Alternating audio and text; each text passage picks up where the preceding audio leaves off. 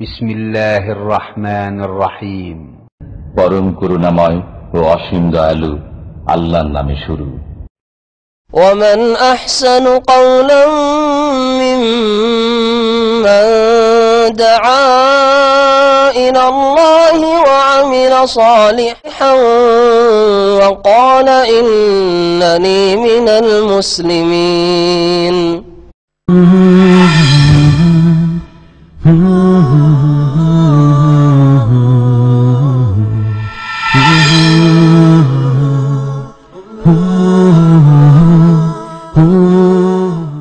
أعوذ بالله من الشيطان الرجيم. بسم الله الرحمن الرحيم. يسألونك عن الأنفال قل الأنفال لله والرسول فاتقوا الله وأصلحوا ذات بينكم وأطيعوا الله ورسوله إن كنتم مؤمنين. إنما المؤمنون الذين إذا ذكر الله وجلت قلوبهم وإذا تليت عليهم آياته زادتهم إيمانا وعلى ربهم يتوكلون. الذين يقيمون الصلاة ومما رزقناهم ينفقون أولئك هم المؤمنون حقا لهم درجات عند ربهم ومغفرة ورزق كريم. كما أخرجك ربك من بيتك بالحق وإن فريقا من المؤمنين لكارهون. يجادلونك في الحق بعدما تبين كأنما يساقون إلى الموت وهم ينظرون. وإذ يعدكم الله إحدى الطائفتين أنها لكم وتودون أن غير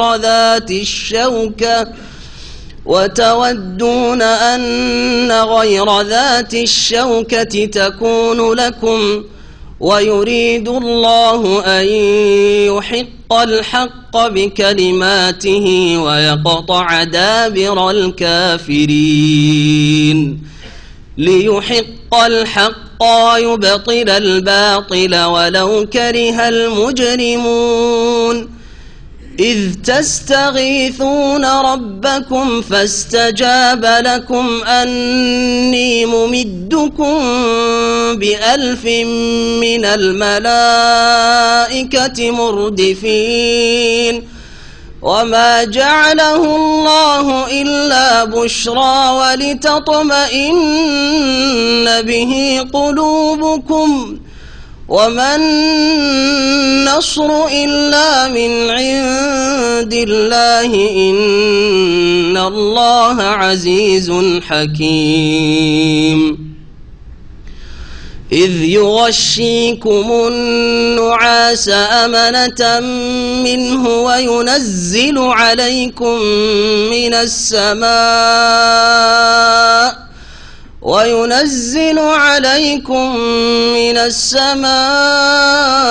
ماء ليطهركم به ويذهب عنكم رجز الشيطان وليربط على قلوبكم ويثبت به الأقدام.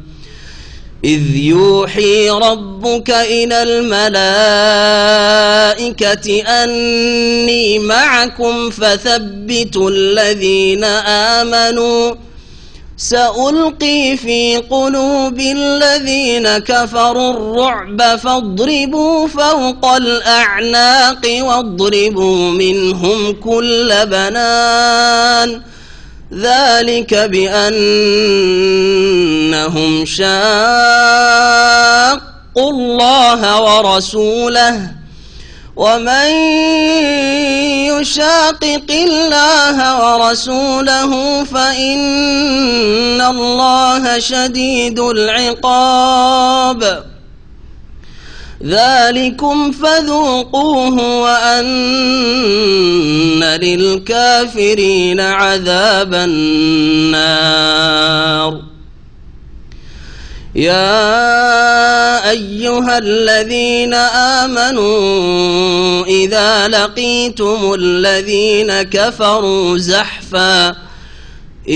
لقيتم الذين كفروا زحفا فلا تولوهم الأدبار ومن يولهم يومئذ دبره إلا متحرفا لقتال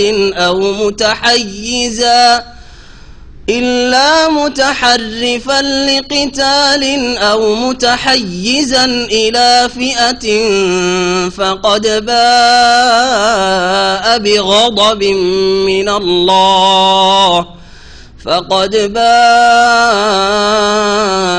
بغضب من الله ومأواه جهنم وبئس المصير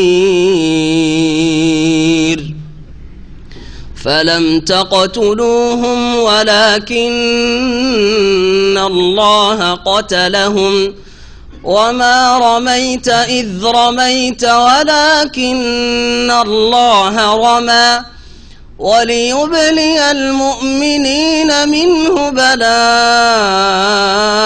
حسنا إن الله سميع عليم ذلكم وأن الله موهن كيد الكافرين إن تستفتحوا فقد جاءكم الفتح وإن تنتهوا فهو خير لكم وإن تعودوا نعد ولن تغني عنكم فئتكم شيئا ولو كثرت وأن الله مع المؤمنين يا أيها الذين آمنوا أطيعوا الله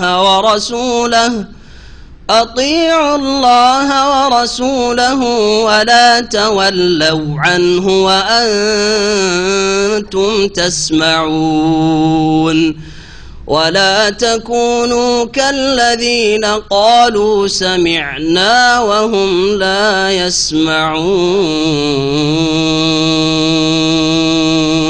إن الحمد لله نحمده ونستعينه ونستغفره ونعوذ بالله من شرور أنفسنا ومن سيئات أعمالنا من يهده الله فلا مضل له ومن يضلل فلا هادي له وأشهد أن لا إله إلا الله وحده لا شريك له وأشهد أن محمدا عبده ورسوله صلى الله تعالى عليه وعلى آله وصحبه وسلم تسليما كثيرا أما بعد فأعوذ بالله من الشيطان الرجيم بسم الله الرحمن الرحيم يسألونك عن الأنفال قل الأنفال لله والرسول فاتقوا الله وأصلحوا ذات بينكم وأطيعوا الله ورسوله إن كنتم مؤمنين إنما المؤمنون الذين إذا ذكر الله وجلت قلوبهم وإذا تليت عليهم آياته زادتهم إيمانا وعلى ربهم يتوكلون মহান আল্লাহর সমস্ত প্রশংসা যে আল্লাহ পাক রব্বুল আলামিন কোরআনে কারীম নাযিল করেছেন যার মাধ্যমে মুমিনদের অন্তরকে আল্লাহ পাক রব্বুল আলামিন আরো আলোকিত করেছেন তাদের ঈমানকে বৃদ্ধি করেছেন আর কাফেরদেরকে আল্লাহ পাক রব্বুল আলামিন কোরআনে কারীম নাযিল করে তাদেরকে হেদায়েত করতে চেয়েছেন কিন্তু তারা যখন তাদের থেকে হেদায়েত গ্রহণ করেনি আল্লাহ পাক কোরআনে কারীম দিয়ে তাদেরকে লাঞ্ছিত অপদস্থ করেছেন আল্লাহ পাকের হুজ্জত কায়েম করেছেন তিনি, যাতে করে কিয়ামতের দিনে আর ওজোর পেশ করার, অজুহাত পেশ করার কোনো অবকাশ না থাকে। আমাদের তাফসীর শুরু হবে সূরাতুল আনফাল থেকে। সূরাতুল আনফাল নবী করিম সাল্লাল্লাহু আলাইহি ওয়াসাল্লামের মদিনার জীবনে বদর যুদ্ধের সময় নাযিল হয়েছে। দ্বিতীয় হিজরিতে বদর যুদ্ধ যেই সময় ঘটেছিল, আর বদর যুদ্ধের কথাই বিশেষভাবে এই সূরার আসল বিষয়বস্তু। এই সূরার নামকরণ হচ্ছে আনফাল, নাফলুনের বহু বচন। নফল থেকে আমরা নফল নামাজ বলি, নফল সাদকা, নফল রোজা, নফল, এই যে নফল শব্দটি বলে থাকি। তো নফল কোন অর্থে বলে থাকি আমরা? নফল মানে অতিরিক্ত। কিসের অতিরিক্ত? ফরজের ওপর অতিরিক্ত। ফরজ নয়, অতিরিক্ত। ফরজ নয় কিন্তু অতিরিক্ত, একে নফল বলা হয়। এবাদতের ক্ষেত্রে এমন অতিরিক্ত এবাদত যেটা শরীয়তে যার অনুমতি আছে, এমন না যে অনুমতি নেই। আবার অতিরিক্ত যদি হয় শরীয়তে অনুমতি নেই, নবী সাল্লাল্লাহু আলাইহি ওয়াসাল্লাম এই রকমের নফল ইবাদত বন্দেগী করেননি, তাহলে সেটা বিদআত, ধর্মের নামে নতুন কাজ করা, যা নবী করিম সাল্লাল্লাহু আলাইহি ওয়াসাল্লাম করেননি, অতিরিক্ত, সেটা হচ্ছে বিদআত। কিন্তু অতিরিক্ত তার সাথে সাথে নবী করিম সাল্লাল্লাহু আলাইহি ওয়াসাল্লাম থেকে তার প্রমাণ কোরআন এবং হাদিস দ্বারা প্রমাণ রয়েছে, সেগুলিকে নফল ইবাদত বলা হয়। নফল নামাজ হোক, নফল রোজা সিয়াম হোক, নফল দান খায়রাত হোক, নফল হজ হোক, নফল কাজকর্ম, পরোপকারিতা। অনেক সময় জরুরি নয়, উপকার করার জন্য মেলা লোক আছে, তার মধ্যে আপনি বেরিয়ে পড়লেন, নফল কাজ করলেন। নফল মানে হচ্ছে অতিরিক্ত। তো এখানে সূরাতুল আনফাল কি আনফাল, নাফলুনের বহু বচন আনফাল কেন বলা হয়েছে? এই সূরার প্রথম আয়াতে আনফাল শব্দটি উল্লেখিত হয়েছে। যে আনফাল সম্পর্কে নবী করিম সাল্লাল্লাহু আলাইহি ওয়াসাল্লামের সাহাবীগণ জিজ্ঞেস করেছিলেন যে ইয়া রাসূলুল্লাহ, এই আনফালের হুকুম কি? তো এই আনফাল মানে কি? তাহলে আনফালের হুকুম, আনফাল এখানে গনিমতের ধন সম্পদকে বোঝানো হয়েছে, অর্থাৎ যুদ্ধলব্ধ বা যুদ্ধে যে সব সম্পদ হাসিল হয় কাফেরদের যুদ্ধের পরে বা যুদ্ধের সময়, যখন কাফেররা পরাজিত হয় আর তাদের ধন সম্পদ ছেড়ে পলায়ন করে, যেই ধন সম্পদ জেহাদের পরে হাসিল হয়, জেহাদের ময়দান থেকে কাফেরদের ধন সম্পদ, সেটা হচ্ছে আনফাল বা সেটা হচ্ছে গানায়েম, বহু বচন গনিমতের, গনিমত। এর তাহলে একটা নাম হচ্ছে গনিমত। যে গনিমতের কথা এই সূরারই যে 10ম পারা শুরু হচ্ছে, তাতে আল্লাহ পাক উল্লেখ ওয়ালামু আন্নামা গানিমতুম মিন শাইইন, এখানে গনিমত শব্দটি উল্লেখিত হয়েছে। তখন গনিমতের ভাগ বন্টন কে কে পাবে, কারা পাবে, কাদের জন্য আল্লাহ পাক এগুলিকে করেছেন, কোন খাতে বন্টন করতে হবে, ওখানে বর্ণনা করা হয়েছে। এখানে ওই গনিমতকে আনফাল বলে আখ্যায়িত করা হয়েছে। তো আনফাল কেন বলা হলো গনিমতকে?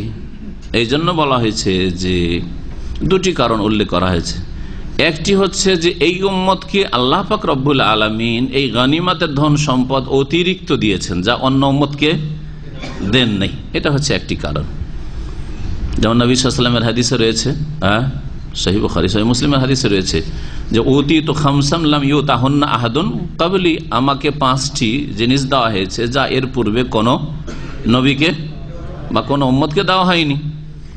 তার একটি হচ্ছে ওহিল্লাত লিয়াল গানায়েম, আমার জন্য গনিমতের ধন সম্পদ, যুদ্ধলব্ধ সম্পদকে হালাল করা হয়েছে। আগের উম্মতের যে নবী রাসূলগণ জিহাদ করেছেন বা উম্মতেরা জিহাদ করেছে কাফেরদের বিরুদ্ধে, যে ধন সম্পদ হাসিল করেছে তারা, সেটা পাহাড়ে রেখে দিতে হয়েছে। তারপরে যদি তাদের এই জিহাদ আল্লাহ পাক কবুল করে থাকেন, এতে যদি তারা বেঈমানি আত্মসাৎ না করে থাকে সেই গনিমতের ধন সম্পদ, তাহলে আসমান থেকে আগুন এসে জ্বলে যাবে, তার মানে আল্লাহ পাক সাদরে গ্রহণ করেছেন। আর যদি না হয় তাহলে তাদের এই জিহাদ আর তাদের এই গনিমত এই কবুল হয়নি।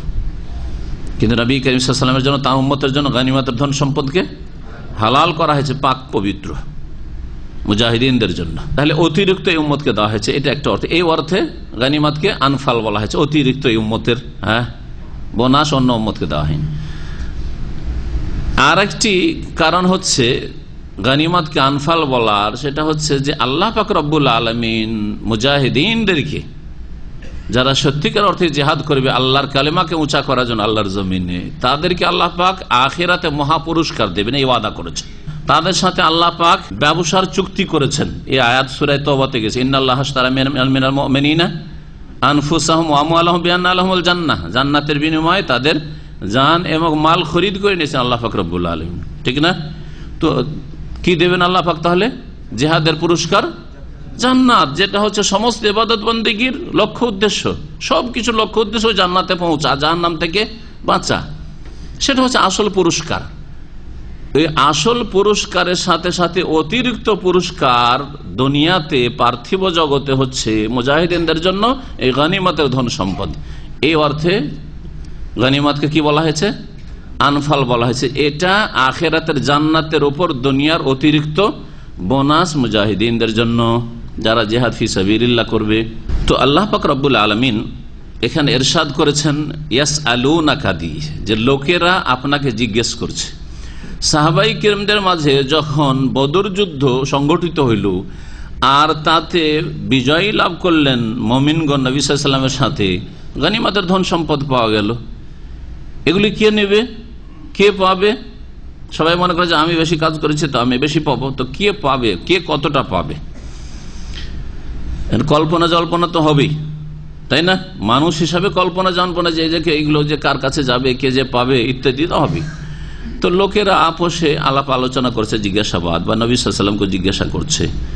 এর জবাবে আল্লাহ পাক বলছেন, দেখো এতে তোমাদের কল্পনা জল্পনা করার কোনো প্রয়োজন নেই। এই ক্ষেত্রে চূড়ান্ত ফয়সালা করবেন স্বয়ং আল্লাহ রাব্বুল আলামিন, এবং যেহেতু আল্লাহ পাক বিধান নাজেল করেন একমাত্র নবী মুহাম্মদ রাসূলুল্লাহ সাল্লাল্লাহু আলাইহি ওয়াসাল্লামের উপর, সুতরাং মুহাম্মদ রাসূলুল্লাহ সাল্লাল্লাহু আলাইহি ওয়াসাল্লাম ফয়সালা দেবেন। যেই ফয়সালা আল্লাহ পাক দেবেন, তার রাসূল দেবেন, সেটাই হচ্ছে ফয়সালা যে কে পাবে। এখন এই ফয়সালা এখানে উল্লেখ করা হয়নি, এখানে শুধু এতটুকু বলা হয়েছে যে তোমাদের কল্পনা করার কোনো প্রয়োজন নেই, কে পাবে না পাবে এসব তোমাদের সিদ্ধান্ত নেওয়ার কোনো প্রয়োজন নেই। এই সিদ্ধান্ত আল্লাহর হাতে এবং তার রাসূল সাল্লাল্লাহু আলাইহি ওয়াসাল্লামের মাধ্যমে। ইয়াসআলুনাকা আনিল আনফাল, হে নবী তোমাকে জিজ্ঞেস করে, আল্লাহ পাক বলছে তোমাকে জিজ্ঞেস করে লোকেরা, বা জিজ্ঞেস করছে লোকেরা মানে সাহাবীগণ, আনিল আনফাল, গনিমতের ধন সম্পদ সম্পর্কে, যুদ্ধলব্ধ সম্পদ সম্পর্কে। কুল, হে নবী তুমি বলে দাও, আল আনফাল লিল্লাহি ওয়ার রাসূল, গনিমতের ধন সম্পদ আল্লাহর জন্য এবং তার রাসূলের জন্য। মানে এর মালিক কে? আল্লাহ এবং তার রাসূল সাল্লাল্লাহু আলাইহি ওয়াসাল্লাম। ফয়সালা করবেন আল্লাহ পাক রব্বুল আলামিন ওহীর মাধ্যমে, কোরআনে কারীমে, অথবা রাসূলুল্লাহ সাল্লাল্লাহু আলাইহি ওয়াসাল্লামের হাদিসে যেটা ওহী, আল্লাহ পাক এই ফয়সালা করবেন। যেই ফয়সালা করে দেবেন রাসূলুল্লাহ সাল্লাল্লাহু আলাইহি ওয়াসাল্লামের মাধ্যমে, সেই ফয়সালা তোমাদেরকে মেনে নিতে হবে। লিল্লাহি ওয়ালির রাসূল, লিল্লাহি ওয়ালির রাসূল মানে এই না যে আল্লাহ নেবেন আর রাসূল নেবেন আর কেউ পাবে না তোমরা, এটা অর্থ নাই আর কি।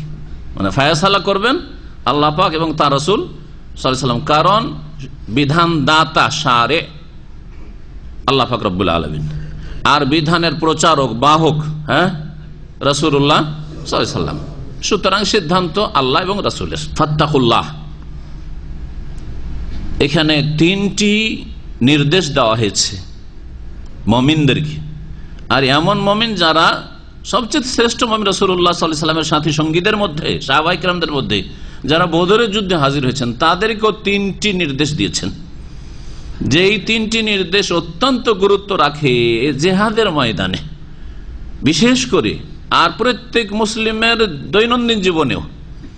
ফাত্তাকুল্লাহ, প্রথম হুকুম হচ্ছে আল্লাহ পাকের, আল্লাহকে ভয় করো। সুতরাং কি করো? আল্লাহ এবং রাসূলের হাতে যখন চূড়ান্ত ফয়সালা গনিমতের ধন সম্পদ ভাগ বন্টনের, তোমরা কি করো? আল্লাহকে ভয় করো। ওয়াসলিহু যাতা বাইনাকুম, আর দ্বিতীয় ওয়াসলিহু যাতা বাইনিকুম, আর দ্বিতীয় নির্দেশ হচ্ছে যে তোমরা তোমাদের আপোষের সদ্ভাব স্থাপন করো বা স্থাপিত রাখো। তোমাদের মাঝে সদ্ভাবকে কি করো? স্থাপিত রাখো, মজবুত রাখো। ওয়াসলিহু যাতা বাইন, আপোষে যাতে করে তোমাদের মাঝে মনোমালিন্য, কলহ, বিবাদ সৃষ্টি না হয়। জিহাদের ময়দানে গনিমত ধন সম্পদ পাওয়া গেছে, এই নিয়ে আপোষে কলহ শুরু হয়ে গেছে, এটা যেন মোটেই না হয়। আপোষে আমি কম পেলাম, সে বেশি পেয়ে গেল, যদি শুরু হয় তাহলে কি হবে? কলহ শুরু হবে না? হবে না? এইরকমটা করিও না, তাহলে এখানে বলা হয়েছে। আর এইরকমই যাতে সম্পর্কের অবনতি ঘটে যে কোনো ক্ষেত্রে, ওয়াসলিহু যাতা বাইনাকুম, এমন কিছু করিও না যাতে তোমাদের আপোষের সম্পর্কের অবনতি ঘটে, সম্পর্ক খারাপ হয়ে যায়। আগের নির্দেশ কি ছিল? আল্লাহকে ভয় কর। আল্লাহকে ভয় করলে হবে কি? কেউ চুরিয়ে রেখে দিবে না, যে আমি এটা পেয়েছি, কেউ তো দেখতে পাইনি, লুকিয়ে আমার ব্যাগে ঢুকিয়ে রেখে দিই, করবে? কারণ আল্লাহকে ভয় করা। জি, তাহলে জীবনের প্রতিটি ক্ষেত্রে এই নির্দেশ মুমিন মুসলিমের জন্য, আর বিশেষ করে জিহাদের ময়দানে কেউ যদি তাকওয়া অবলম্বন করে, আল্লাহকে ভয় করে, তো একটা সূচ পর্যন্ত রাখবে না। খাইবারের যুদ্ধে একজন সাহাবী একটা শুধু চাদর, এটা চাদর রেখে নিয়েছিল। সেজন্য নবী সাল্লাল্লাহু আলাইহি সাল্লাম যখন ওই লোকটি পরে শহীদ, নবী সাল্লাল্লাহু আলাইহি সাল্লামের সাহাবীরা বলেছেন, ইয়া রাসূলুল্লাহ, অমুক জান্নাতি। তখন কি বলেছেন নবী সাল্লাল্লাহু আলাইহি সাল্লাম? কাল্লা ওয়াল্লাহ, কোশ্চিন কালেও না, সে জান্নাত যেতে পারবে না। আমি দেখতে পাচ্ছি যে চাদরটি সে গনিমতের ধন সম্পদ থেকে চুরি করেছিল, লুকিয়ে রেখেছিল, সেটা তার উপর দাও দাও করে জাহান্নামের আগুনে জ্বলছে। অথচ জিহাদ করেছে, অথচ আল্লাহর রাস্তায় নিহত হয়েছে। কিন্তু যখন সাহাবীরা বললেন যে সে জান্নাতি, তখন নবী সাল্লাল্লাহু আলাইহি ওয়াসাল্লাম বলেন, আমি দেখতে পাচ্ছি যে আগুনে, সে জাহান্নামের আগুনে জ্বলছে, তার ওই কম্বলের সাথে বা চাদরের সাথে। আল্লাহকে ভয় করা কত জরুরি জিনিস। তাহলে আপনি যতই ইবাদতবন্দি করেন না, যতই আপনার সহি আকীদা হোক, আর যতই আপনি ভালো মানুষ হন না কেন আখলাক আমলে, কিন্তু যদি আপনার রুজিতে হারাম থাকে, তাহলে এই হারাম রুজির কারণে জাহান্নামে যেতে হবে, জাহান্নামে চলতে হবে। বিশেষ করে যেটা জনগণের ধন সম্পদ, সেখানে কিন্তু আরো বেশি অপরাধ বেড়েছে। একজনের মাল চুরি করেছেন, তাহলে আপনার বাদী কিয়ামতের দিনে একজন হবে, একজন মালিকের চুরি করেছেন অথবা একজন ব্যক্তির চুরি করেছেন। কিন্তু যখন জনগণের সম্পদ হবে, গনিমতের ধন সম্পদ জনগণের সম্পদ, বাইতুল মাল, এইরকম রাষ্ট্রীয় সম্পদ হচ্ছে জনগণের সম্পদ, রাষ্ট্রীয় সম্পদ আপনি ভেঙে ফেলে দিলেন, আগুন লাগিয়ে দিলেন, জ্বালিয়ে দিলেন। সরকারি বাস জ্বালিয়েছে, বেসরকারি তো জ্বালেন। বেসরকারি জ্বালালে একজনে জ্বালালেন, আর সরকারি জ্বালালে গোটা দেশের সমস্ত নাগরিকের ওতে ভাগ আছে নাকি? এগুলো তো আমাদের দেশের মানুষরা বুঝে না। হারিয়ারি নাম আবার অনেকে জিহাদও দেয়। যারা দুনিয়ার পেট পূজার রাজনীতি করছে, তারা তো নিজের স্বার্থের জন্য করছে, ওরা জিহাদ বলে না, আর ওটাকে ধর্ম বলে না। ওরা বিধর্মিতার কাজ করছে, ওরা পেটের স্বার্থে আর গদির স্বার্থে করছে। কিন্তু যারা ধর্মের নামে করছে, তারা আবার এটাকে জিহাদের নাম দিচ্ছে। অথচ কিয়ামতের দিনে বাদী সকলে আসবে আপনার বিরুদ্ধে, আমাদের ধন সম্পদ ধ্বংস করেছে, অর্থনীতি ভেঙে পড়েছে দেশের, করবে না? জি হ্যাঁ। নবী করিম সাল্লাল্লাহু আলাইহি ওয়াসাল্লাম এমনি চুরি করার চাইতে গনিমতের ধন সম্পদ চুরির ক্ষেত্রে শাস্তির কথা বেশি শক্ত করে বলেছেন। কারণ এখানে সকলের হক নষ্ট করা হইল, সমস্ত মুজাহিদিনদের হক নষ্ট করা হইল, জনগণের হকের মতো। তৃতীয় নির্দেশ কি? ওয়াতিউল্লাহ ওয়া রাসূলাহ ইন কুনতুম মুমিনিন, তোমরা যদি সত্যিকার অর্থে বিশ্বাসী হও, ঈমানদার হও, তাহলে আল্লাহর আনুগত্য করো আর তার রাসূল সাল্লাল্লাহু আলাইহি ওয়াসাল্লামের আনুগত্য করো। আনুগত্য জরুরি যে কোনো ক্ষেত্রে। দুইজন থাকলে, দুইজনে যদি বলে আমরা কেউ কাউকে মানি না, ও ওর মতো চলুক, আমি আমার মতো চলবো, শান্তি পাবেন না। কিন্তু যদি মনে করেন আমরা দুজন আছি, তো একজন যেহেতু সিনিয়র, সুতরাং তার কথা একটু মানি, তার পরামর্শ নিই, তাহলে কিন্তু সুষ্ঠুভাবে পরিচালিত হবে যে কোনো প্রতিষ্ঠান, ঠিক না? স্বামী স্ত্রী দুজন ছেলে মেয়ে নেই, কেউ কাউকে মানতে চায় না, চলবে? গাড়ি অচল, এইরকমই কর্মক্ষেত্রে, এইরকমই সফরে দুইজন সঙ্গে বেরিয়েছেন হজ বা উমরা করতে, আর দুইজনে মনে করছেন যে আমি কি ওর চাইতে কম। আপনি বলছেন আমি এই পেট্রোল পাম্পে থামবো, ও বলছেন না থামবো না, সামনে গিয়ে থামবো, 10 কিলোমিটার যেয়ে থামবো। আপনি বলছেন না এই হোটেলে খাবো, বলছেন না এই হোটেল না, আরেক হোটেলে খাবো। ঝগড়া শুরু হবে না? শুরু হয়ে যাবে।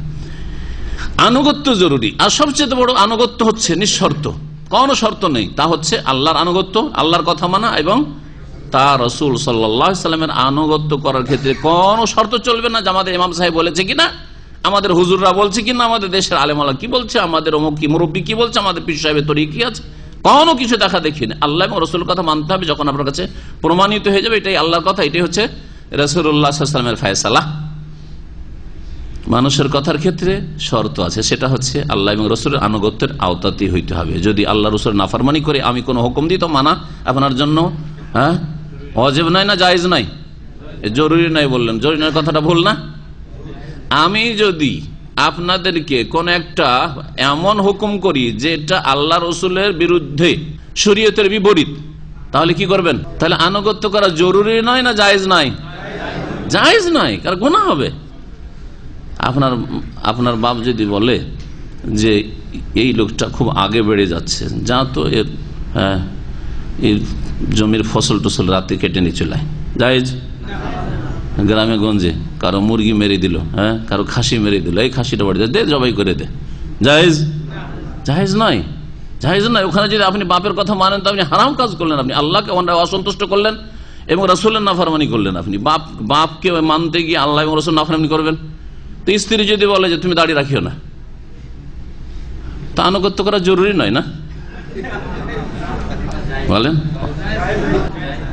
স্ত্রীর কথা মানা জরুরি নয়, ঠিক না? নাকি জায়েজ না? স্ত্রীর কথা মানলে কি হবে? হারাম হবে না জায়েজ হবে? মাকরুহ হবে, হারাম। জি হ্যাঁ, বুঝতে পারছেন? তাইলে বাপের কথা যদি না মানা যায়, একটা অন্যায় কথা বলছে, তো স্ত্রীর কথা কি করে মানা যাবে? বাপ 25 বছর 30 বছর মানুষ করে দিল, আর কাজে লাগিয়ে তার স্ত্রী হঠাৎ করে এসে আপনার হুকুম চালাতে শুরু করলো, তুমি দাঁড়িয়ে রাখতে পারবে না? তার কথা মানা জরুরি হয়ে গেছে, স্ত্রী আমাকে দাঁড়িয়ে রাখতে দেয় না। কত নির্বোধ মুসলমান আপনি! তাহলে বাপ যে জন্মদাতা, তার কথা মানা যাবে না আল্লাহ আর নাফরমানি করে? মা যে পেটে রেখেছে 10 মাস, তার কথা মানা যাবে না আল্লাহ নাফরমানি করে, রাসূলের নাফরমানি করে? মা যদি বলে চল আমাকে শাহজালাল মাজারে নিয়ে চল, ওর ওসে যাবো, মানা জরুরি নয়, তাই না? জায়েজই নয়, হারাম। লা তাআতা লিমাখলুকিন ফি মাসিয়াতিল খালিক। নবী করিম সাল্লাল্লাহু আলাইহি ওয়াসাল্লাম প্রসিদ্ধ হাদিস, কোন সৃষ্টির আনুগত্য নেই ফি মাসিয়াতিল খালিক, স্রষ্টার বিরুদ্ধাচরণ করে, আল্লাহর নাফরমানি করে কাউকে মানা চলবে না। আলেমকেও মানা চলবে না, বাপ মাকেও মানা চলবে না, শাসককেও মানা চলবে না, কাউকে মানা চলবে না। আমি এটা করতে পারবো না। ওয়াতিউল্লাহ ওয়া রাসূলাহ, আল্লাহর আনুগত্য করে এবং রাসূলের আনুগত্য করে। ইন কুনতুম মুমিন, তোমরা যদি সত্যিকার মুমিন হও। জিহাদের ময়দানে যখন আল্লাহ এবং রাসূলের আনুগত্য করবেন, তাহলে আর কোনো আপত্তি তুলবেন না।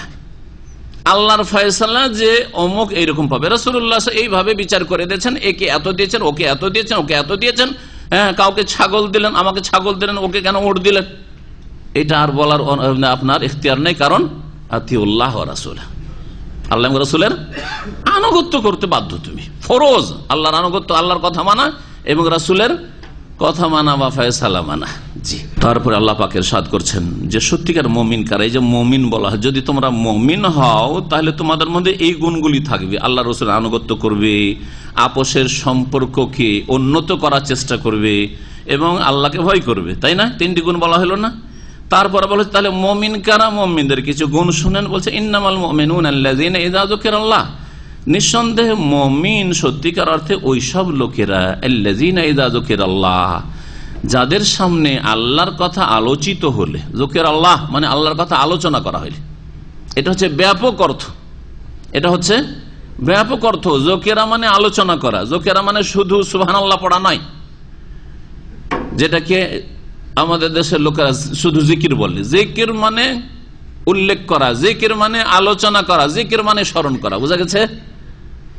জি, তো জিকির আল্লাহর কথা আলোচিত হলে, আল্লাহর কথা উল্লেখ করা হইলে, আল্লাহর কথা মানে আল্লাহর সত্তার কথা, আল্লাহর গুণাবলীর কথা, আল্লাহ পাকের রুবুবিয়তের কথা, আল্লাহ পাকের উলুহিয়াত ইবাদত বন্দেগীর কথা, আল্লাহ পাকের আদেশ নিষেধের কথা, আল্লাহ পাকের সন্তুষ্টির কথা, আল্লাহ পাকের ভালোবাসার কথা, আল্লাহ পাক রব্বুল আলামিনের দ্বীনের বিধিবিধানের কথা, সবগুলিকে শামিল জিকির আল্লাহ, তাই না?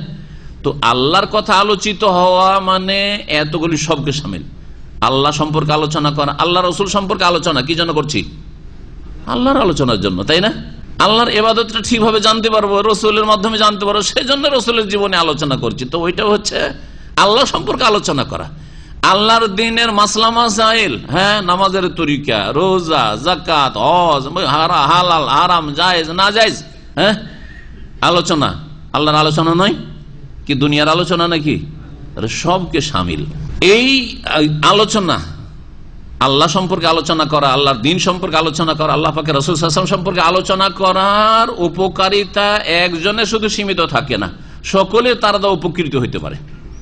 এখন আল্লাহর কথা আলোচনা চলছে না? চলছে না? আল্লাহর কথা আলোচনাতে শুধু ব্যক্তিগত আমারও ফায়দা রয়েছে না আপনাদেরও ফায়দা রয়েছে? আপনাদেরও ফায়দা রয়েছে। কিন্তু এখন 1 ঘন্টা ধরে আমি আলোচনা না করে শুধু যদি সুবহানাল্লাহ করি, আলহামদুলিল্লাহ বলি, আল্লাহু আকবার করি, লা ইলাহা ইল্লাল্লাহ বলি, লা হাওলা ওয়ালা কুওয়াতা ইল্লা বিল্লাহ পড়ি, আরো বহু তাসবিহ তাহলিল রয়েছে, যদি করতে থাকি আসর পর্যন্ত, তো আমার ফায়দা হবে না? হবে না? আমার ফায়দা হবে, আপনাদের ফায়দা হবে? আপনাদের আমার জিকির দিয়ে আপনার ফায়দা হবে না, ঠিক না? এটাও আল্লাহর স্মরণ করা, কিন্তু 2 স্মরণের পার্থক্যটা বুঝতে পারলেন? তাহলে কোন স্মরণটা, কোন আলোচনাটা বেশি গুরুত্ব রাখে এখন বুঝুন, তাই না? আর কোনটা ব্যাপক অর্থে আল্লাহ পাকের জিকির? আল্লাহ পাকের জিকির মানে শুধু নির্জনতা অবলম্বন করে আপনি জিকির করছেন, আর জাতি জাহান্নামের পথে চলে যাচ্ছে, জাতি শিরক বিদআতের আকীদা রাখে, জাতি বেনামাজি বেদিন হয়ে যাচ্ছে, আপনার দুনিয়া সম্পর্কে খবর নাই, এই জিকির আল্লাহ করতে বলেন নাই, এই জিকির নাই। মুস্তাহাব জিকির নিয়ে পড়ে আছেন, আর ফরজ জিকির নাই। ইসলাম শিখা ফরজ, দিনের জ্ঞান অর্জন করা ফরজ, জ্ঞান দিচ্ছেন না আপনি, আলেমে দিন একজন, আর আপনি নির্জনে বলছেন যে আমি এখন বসেছি, বা আমার হুজুর এখন মোরাকাবাতে বসছে। আপনার মোরাকাবাতে আপনার ফায়দা, তাও সুন্নতি তরিকা হইলে ফায়দা, বেদাতি তরিকা হলে আপনারও ফায়দা নেই, কারণ নবীর আদর্শ না আপনি, বুঝে গেছে? তো এখানে জোকের আল্লাহ মানে কি? আল্লাহর কথা আলোচিত হইলে, আল্লাহর কথা যদি উল্লেখ করা হয়, সে আল্লাহ পাকের তৌহিদ সম্পর্কে হোক, জাত সিফাত সম্পর্কে হোক, আল্লাহ পাকের সম্পর্কে যেসব আকীদা রয়েছে সেগুলি সম্পর্কে হোক, ধর্মীয় বিশ্বাস, অথবা আল্লাহ পাকের ইবাদত বন্দেগী সম্পর্কে হোক, আল্লাহ পাকের দ্বীনের মাসলা মাসাইল সম্পর্কে হোক, হালাল হারাম সম্পর্কে হোক, ইজা যুকির আল্লাহু, দ্বীনের কথা আলোচনা হইলি, আল্লাহর কথা আলোচনা হইলি, মুমিনের অবস্থা কেমন হয় শুনুন। এই অবস্থাগুলি আপনার মধ্যে আসতে হবে, এইরকম যেন আপনার অন্তরের অবস্থা হয়, আপনার ঈমান আমলের অবস্থা হয়, আপনার কাজকর্মের অবস্থা হয়।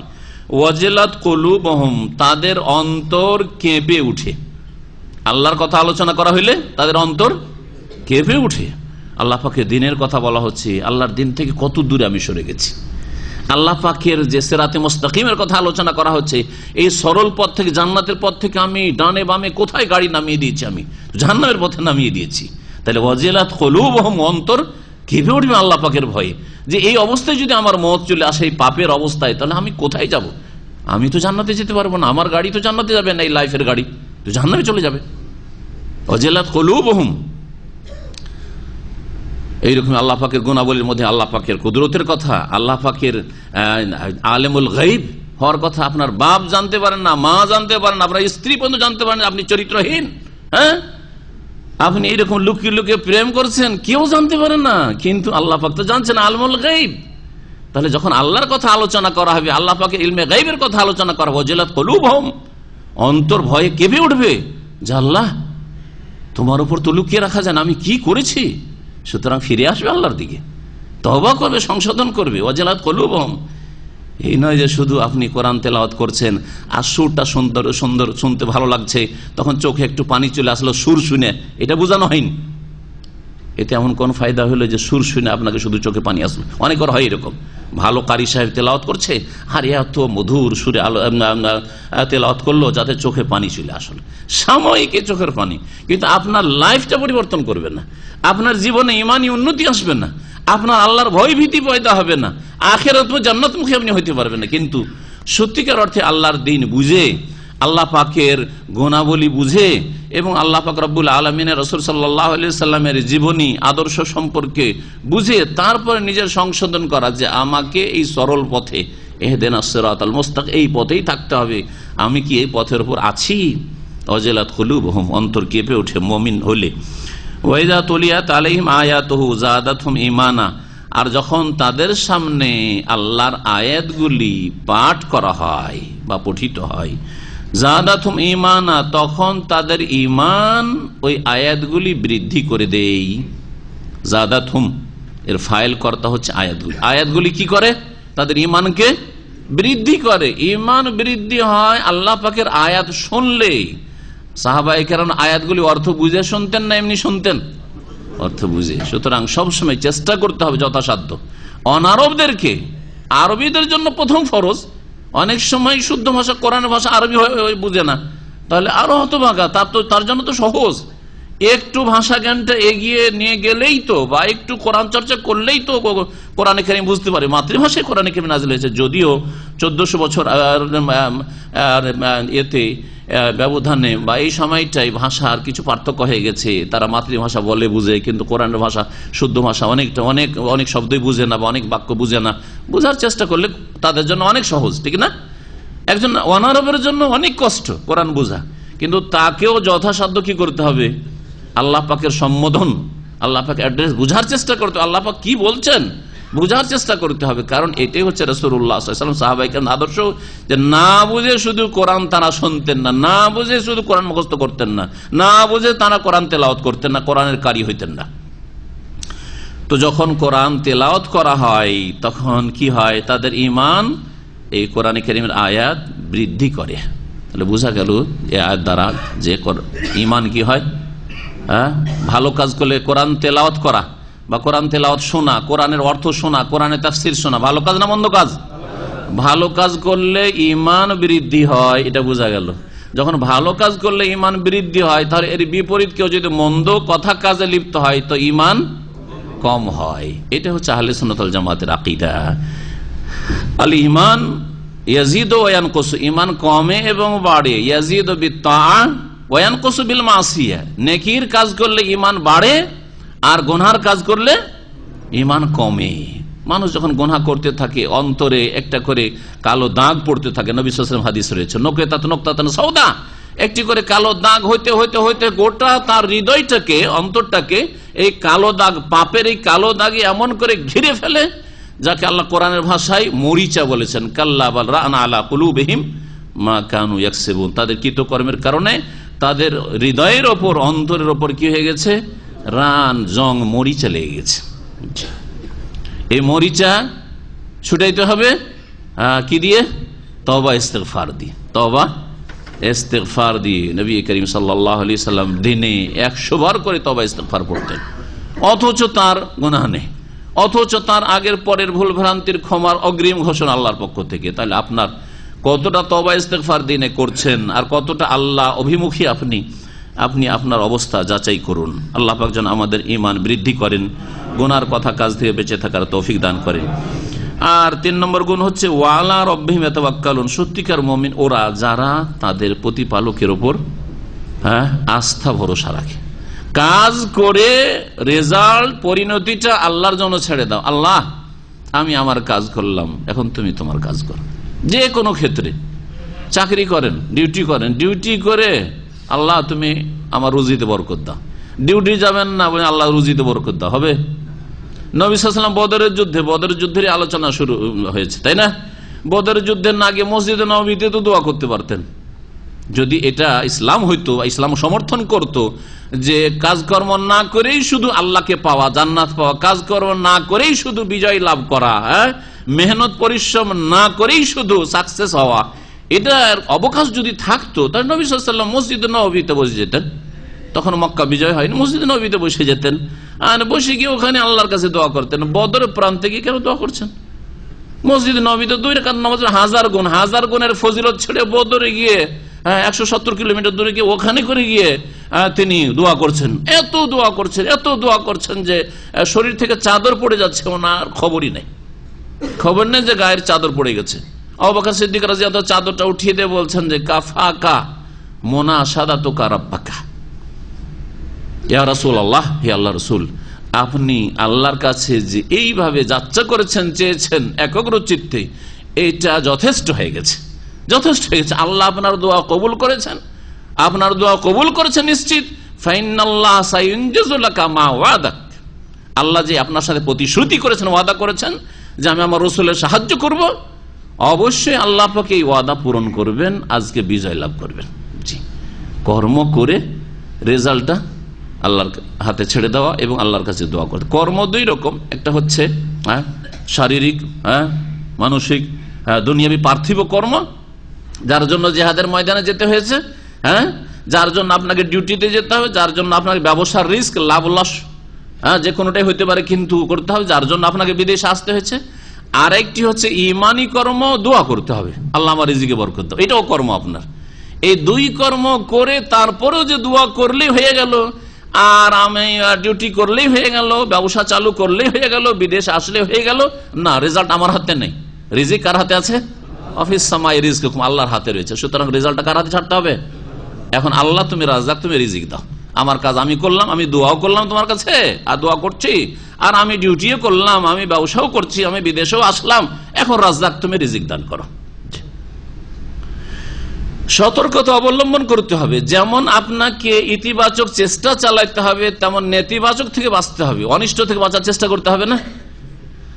হ্যাঁ, টাকা হাতে নিয়ে সবাই দেখছি আর ভিড়ে জুমার দিন এই মার্কেট দিয়ে হাঁটছেন আপনি, আপনার ব্যাগ দিয়ে দেখা যাচ্ছে যে টাকার বান্ডিল নিয়ে ঘুরছেন আপনি।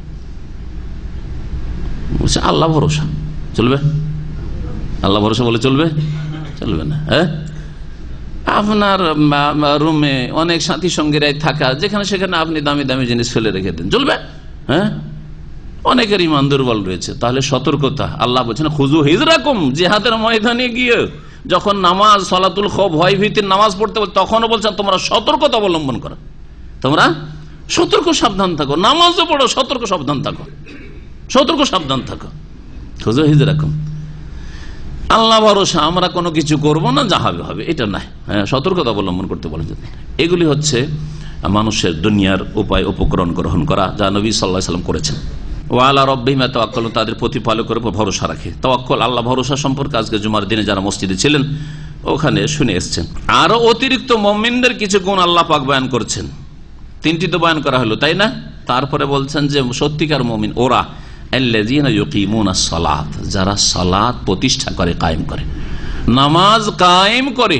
নামাজ কায়েম করা বেশ কয়েকটি দিককে শামিল, এর উপর একটা আমার আলোচনা আছে।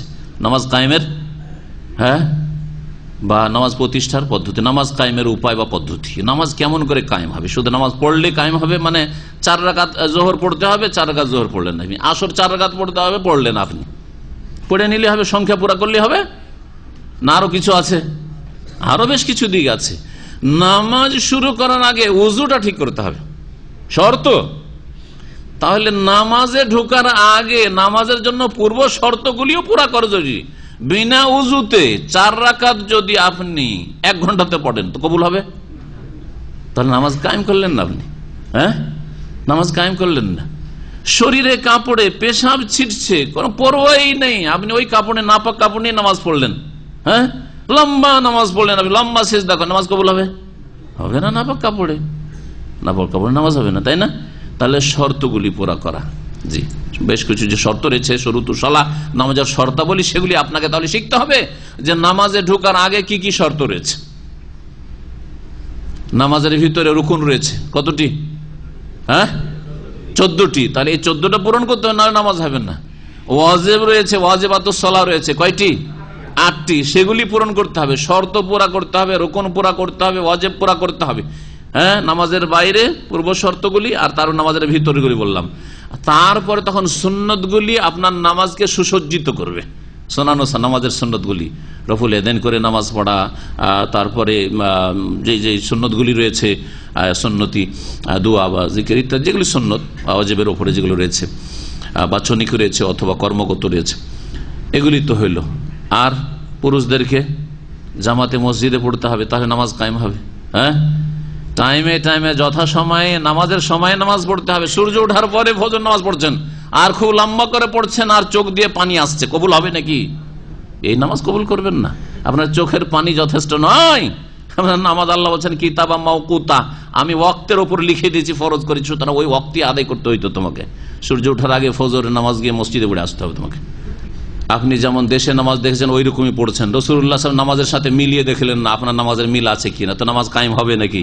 নামাজ কায়েম হবে না। সাল্লু কামা রাআইতুমুনি ওয়াসাল্লি, যেমন আমাকে নামাজ পড়তে দেখলে ওইরকম নামাজ পড়ো। তাহলে এই হচ্ছে নামাজ কায়েম করা, চারিদিক থেকে মিলিয়ে নামাজ কায়েম করতে হবে আপনাকে, সব দিক থেকে আপনাকে নামাজ কায়েম করতে হবে। তো মুমিনরা নামাজ কায়েম করে। নামাজ যখন পড়েন সহি সুন্নতি তরিকায় পড়েন, আর সহি তরিকাতেই পড়েন যখন পড়েন, কিন্তু 4 ওয়াক্ত পড়েন, ফজর পড়েন না। মাঝে মাঝে ফজর চলে যায়, নামাজে ঘাটতি আছে, তো নামাজ কায়েম করলেন না? নামাজ কায়েম, আপনি নামাজি না। তো মুমিনরা নামাজ কায়েম করে, নামাজে কোনো দিকে বক্রতা নেই। কায়েম মানে সোজা, এটা দাঁড়িয়ে আছে, এটা হচ্ছে বাঁকা, এটা বাঁকা। তার নামাজে যেন কোনো বক্রতা না থাকে কোনো দিক থেকে। কোন দিক থেকে বক্রতা না থাকে, তাহলে নামাজ কায়েম হলো না আপনার। ওয়ামিম্মা রাযাকনাহুম ইউনফিকুন, আর যা আমি তাদেরকে উপজীবিকা হিসাবে দিয়েছি তা থেকে তারা ব্যয় করে। এই ব্যয় করার একটি তাফসীর হচ্ছে যাকাত প্রদান করে, দান খয়রাত করা, যাকাত ফরজ, আর ফরজের অতিরিক্ত যখন প্রয়োজন হয় সাদকা দান খয়রাতও করে, একটা অর্থ। দ্বিতীয় অর্থ হচ্ছে যে ব্যয় করা মানে যাকাত নয়, গরিব দুঃখীদের জন্য নয়, বরং আপনার ওপর যে ব্যয় বহন ফরজ করা হয়েছে তা আপনি করবেন। যদি তা না করেন তো অব্যাহতি পাবেন না। আপনাকে ধন সম্পদ দেওয়া হয়েছে, আপনি কুক্ষিগত করে রাখছেন, বাপ খেতে পায় না, মা খেতে পায় না, চলবে? হ্যাঁ, আপনার আপন বোন বিধবা, তালাক প্রাপ্ত খেতে পায় না, আপনি আপনার কুক্ষিগত করে পয়সা ব্যাংক ব্যালেন্স বাড়াচ্ছেন, আপনি চলবে?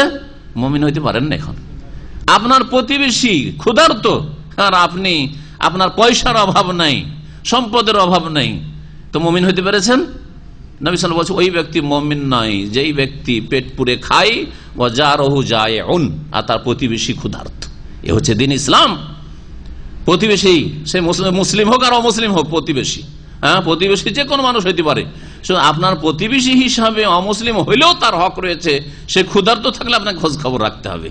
তাহলে অমুসলিমেরই যদি এই হক থাকে তাহলে মুসলিম, আর তারপরে যদি আপনার আত্মীয়, আপনার খালা খেতে পায় না, ফুফু খেতে পায় না, আপনার আত্মীয়স্বজন খেতে পায় না, আপনার গ্রামের ইয়েতিম খেতে পায় না, বিধবা খেতে পায় না, আর আপনার পয়সার অভাব নেই, আপনি বলছেন আমার পয়সা, আমি ইচ্ছা হলে দিলাম, না হয় না, আপনার পয়সা।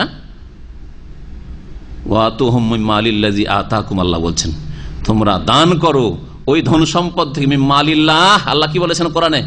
মালিল, আল্লাহর ধন সম্পদ থেকে, যা তোমাদেরকে আল্লাহ দিয়েছেন, এটা আল্লাহর ধন, জি আল্লাহর ধন সম্পদ। আমিম্মা রাযাকনাহুম, তাহলে ফরজ ব্যয় বহন যে রয়েছে আপনার ওপর সেটা ঠিকভাবে করতে হবে। আপনার ছেলে মেয়েদের হোক, আপনার স্ত্রীর হোক, বাপ মায়ের হোক, আত্মীয় স্বজনদের হোক, যেগুলি ফরজ, আর ফরজ ছাড়াও সুন্নত মুস্তাহাব করতে হবে। এরা হচ্ছে মুমিন। উলাইকা হুমুল মুমিনুনা হাক্কান, এরাই হচ্ছে সত্যিকার অর্থে ঈমানদার, বিশ্বাসী। যে গুণগুলি বয়ান করা হলো, এই গুণগুলি যদি থাকে এরা হচ্ছে সত্যিকার মুমিন। লাহুম দারাজাতুন ইনদা রাব্বিহিম, তাদের প্রতিপালকের নিকটে তাদের জন্য নানান মর্যাদা রয়েছে, মানে উঁচু মর্যাদা রয়েছে আল্লাহ পাকের কাছে। ওয়া মাগফিরাতুন, এবং তাদের জন্য ক্ষমা মার্জনা রয়েছে আল্লাহ পাকের পক্ষ থেকে, মার্জনার ঘোষণা, এদেরকে ক্ষমা করব। এই গুণগুলি যেই মুমিন মুসলিম বিশ্বাসীদের রয়েছে তাদের জন্য আল্লাহর পক্ষ থেকে ক্ষমা রয়েছে। ওয়া রিজকুন কারীম, আর সম্মানজনক উপজীবিকা রয়েছে, রিজিক রয়েছে, সম্মানজনক রিজিক, জান্নাত এবং জান্নাতের নিয়ামত রয়েছে। কামা আখরাজাকা রাব্বুকা মিন বাইতিকা বিল হাক্কি ওয়া ইন্না ফারীকাম মিনাল মুমিনিনা লাকারিহুন। এখান থেকে এখন শুরু হচ্ছে বদর যুদ্ধের অবস্থা আর বর্ণনা। বদর যুদ্ধের প্রেক্ষাপট, কিভাবে এই বদর যুদ্ধ সংগঠিত হইল।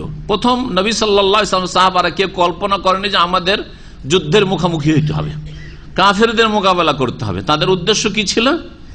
যে মক্কায় আমাদের ধন সম্পদ, বাড়ি ঘর সব থেকে গেছে, ওগুলো দখল করে আছে কারা? মক্কার কাফেররা। তারপরে অনেকে হিজরত করে আসার সময় কিছু মাল সামান নিয়ে আসার চেষ্টা করছিল, তা কেড়ে নিয়েছে, লুটপাট করে নিয়েছে, লুটপাটও তারা করেছে। কিছু নিয়ে আসতে পারি, খালি হাতে মুহাজিরিনরা মক্কা থেকে মদিনায় পৌঁছেছে। নবী করিম সাল্লাল্লাহু আলাইহি ওয়াসাল্লাম জানতে পারলেন যে আবু সুফিয়ান রাদিয়াল্লাহু আনহু পরে ইসলাম গ্রহণ করেছেন, তখন কিন্তু কুফরি অবস্থায় ছিলেন। এই আবু সুফিয়ান রাদিয়াল্লাহু আনহু রাসূলুল্লাহ সাল্লাল্লাহু আলাইহি ওয়াসাল্লামের স্ত্রী, কোন স্ত্রীর বাপ? উম্মে হাবিবা রাদিয়াল্লাহু আনহার পিতা। উম্মে হাবিবা আগে ইসলাম কবুল করেছিলেন, কিন্তু আবু সুফিয়ান বিলম্বে তারপরে লেটে ইসলাম কবুল করেছেন। তো আবু সুফিয়ানের নেতৃত্বে বাণিজ্য কাফেলা মাল সামান ব্যবসা বাণিজ্য করে নিয়ে শাম দেশ থেকে, শাম বলতে তখনকার প্যালেস্টাইন, তারপরে বর্তমান সিরিয়া, জর্ডন, সবকে সামিল, ওই দেশে ব্যবসা বাণিজ্যের জন্য 6 মাস ওইদিকে যেত ওরা আরবরা, আর 6 মাস ইয়ামানের দিকে যেত। রেহলাতা শীতায় ওয়াসাইব, শীতকালে শীত পড়ে বেশি, কোন দিকে?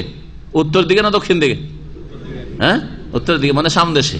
এখন কত প্রচন্ড শীত, বরফ। তো সেই জন্য গ্রীষ্মকালে তারা সফর করতো, মক্কার লোকেরা সফর করতো ব্যবসা বাণিজ্যের জন্য শাম দেশের দিকে, প্যালেস্টাইনের দিকে, আর শীতকালে ইয়ামানের দিকে সফর করত, যেহেতু ওখানে গরম এলাকা, তো শীতকালে তখন সফর করত। এইভাবে তখন ইয়ামান থেকে আবার তখন ভারতে, ওখান থেকে এখানকার মাল সামানগুলি এইভাবে যেত।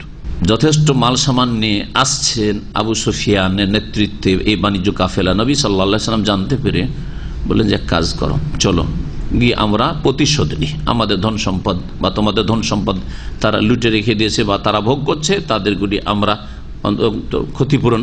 আর তারপর আল্লাহ পাক রব্বুল আলামিনের পক্ষ থেকে নির্দেশ যে আর্থিক দিক থেকে তাদের ওপর একটা মার পড়ার প্রয়োজন, কারণ কাফের অর্থ নিয়ে মরে, পয়সা নিয়ে মরে, সুতরাং এখানে যদি একটা মার পড়ে তাহলে এতে বড় একটা আঘাত লাগবে কাফেরদের ওপর। নবী করিম সাল্লাল্লাহু আলাইহি ওয়াসাল্লাম এই উদ্দেশ্যে বেরিয়ে পড়লেন। যখন এদিকে বেরিয়ে পড়েছেন, ওইদিকে আবু সুফিয়ান খুব চতুর মানুষ ছিল, খুব চালাক মানুষ। আবু সুফিয়ান আগেই তার গোয়েন্দা দিয়ে জানতে পেরেছে, ওরা ওই যুগে গোয়েন্দা থাকতো, ঘোরাঘুরি করছে, দ্রুত গিয়ে খবর দিচ্ছে যে তাড়াতাড়ি তুমি অন্য রাস্তা ধরো, যেটা প্রসিদ্ধ প্রচলিত রাস্তা এই সামদেশ থেকে মক্কার দিকে যাওয়ার সেই রাস্তা ত্যাগ করো। ওই লোহিত সাগরের কেনারা অন্য রাস্তা দিয়ে একেবারে এগিয়ে চলে গেল। যা হোক, বাণিজ্য কাফেলা হাত ছাড়া হয়ে গেল, যেটা সহজভাবে হাসিল করতে চেয়েছে রাসূলুল্লাহ সাল্লাল্লাহু আলাইহি ওয়াসাল্লাম, সাহাবায়ে কেরামরা। ওইদিকে আরেকজনকে পাঠিয়ে দিয়েছে দূতকে, তাড়াতাড়ি আবু সুফিয়ান পাঠিয়ে দিয়েছে মক্কায় আবু জাহালের কাছে। আবু জাহাল নেতা বসে আছে ওইখানে মক্কায়, তাড়াতাড়ি করে তুমি ওখান থেকে আমাদের সাহায্যের জন্য, আমাদেরকে রক্ষা করার জন্য সেনাবাহিনী পাঠাও, না হলে মোহাম্মদের সেনাবাহিনী এসে আমাদের সবকিছু লুটপাট করে নিয়ে যাবে। ওই দিক থেকে আবু জাহাল নিজেই 1000 লোক নিয়ে এসে কাছে চলে এসছে। নবী করিম সাল্লাল্লাহু আলাইহি সাল্লামের হাত ছাড়া হয়ে গেল, সাহাবাদের হাত ছাড়া কি হয়ে গেল? বাণিজ্য কাফেলা। সামনে এগিয়ে চলে আসছে আবু জাহাল অহংকারের সাথে, এই উম্মতের ফেরাউন, নবী সাল্লাল্লাহু আলাইহি ওয়াসাল্লামকে বলেছেন এই ফেরাউন এগিয়ে চলে আসছে। এখন নবী সাল্লাল্লাহু আলাইহি ওয়াসাল্লাম যদি মদিনা ফিরে চলে আসেন, যাক যেই গরজ ইসলাম হইল না তো চলে যাই, তাহলে দাপট বেড়ে যাবে কিনা কাফেরদের? সাহস বাড়বে না? সাহস বেড়ে যেতে পারে। নবী করিম সাল্লাল্লাহু আলাইহি ওয়াসাল্লাম সাহাবায়ে কেরামদের সাথে পরামর্শ করলেন। এখানে মতবিরোধ শুরু হলো। কেউ কেউ বললো যে না, আমরা তো কোনো প্রস্তুতি নিয়ে আসিনি। মোনাফিক ছিল না, সবগুলি মুমিন 313 জন, কিন্তু তারা চিন্তা করছে আমরা তো জিহাদের জন্য কোনো প্রস্তুতি নিইনি, না আমাদের কাছে কোনো বাহন আছে, ঘোড়া আছে, না আমাদের কাছে অস্ত্র আছে, অস্ত্র তেমন কিছু নিয়ে আসিনি, কি দিয়ে আমরা জিহাদ করবো, লড়াই করে? জিহাদের জন্য কিছু লাগবে তো, সাজ সরঞ্জাম কিচ্ছু নেই, তো জিহাদ না করে আমরা ফিরে যাই না। আর ওইদিকে কাফেরদের 1000 কাছে চলে আসছে। নবী সাল্লাল্লাহু আলাইহি সাল্লামের সাহাবায়ে কেরামরা পরামর্শ দিলেন, আবু বকর ওমর তারা পরামর্শ দিলেন যে না, জিহাদ করা যাক, জিহাদ করা যাক।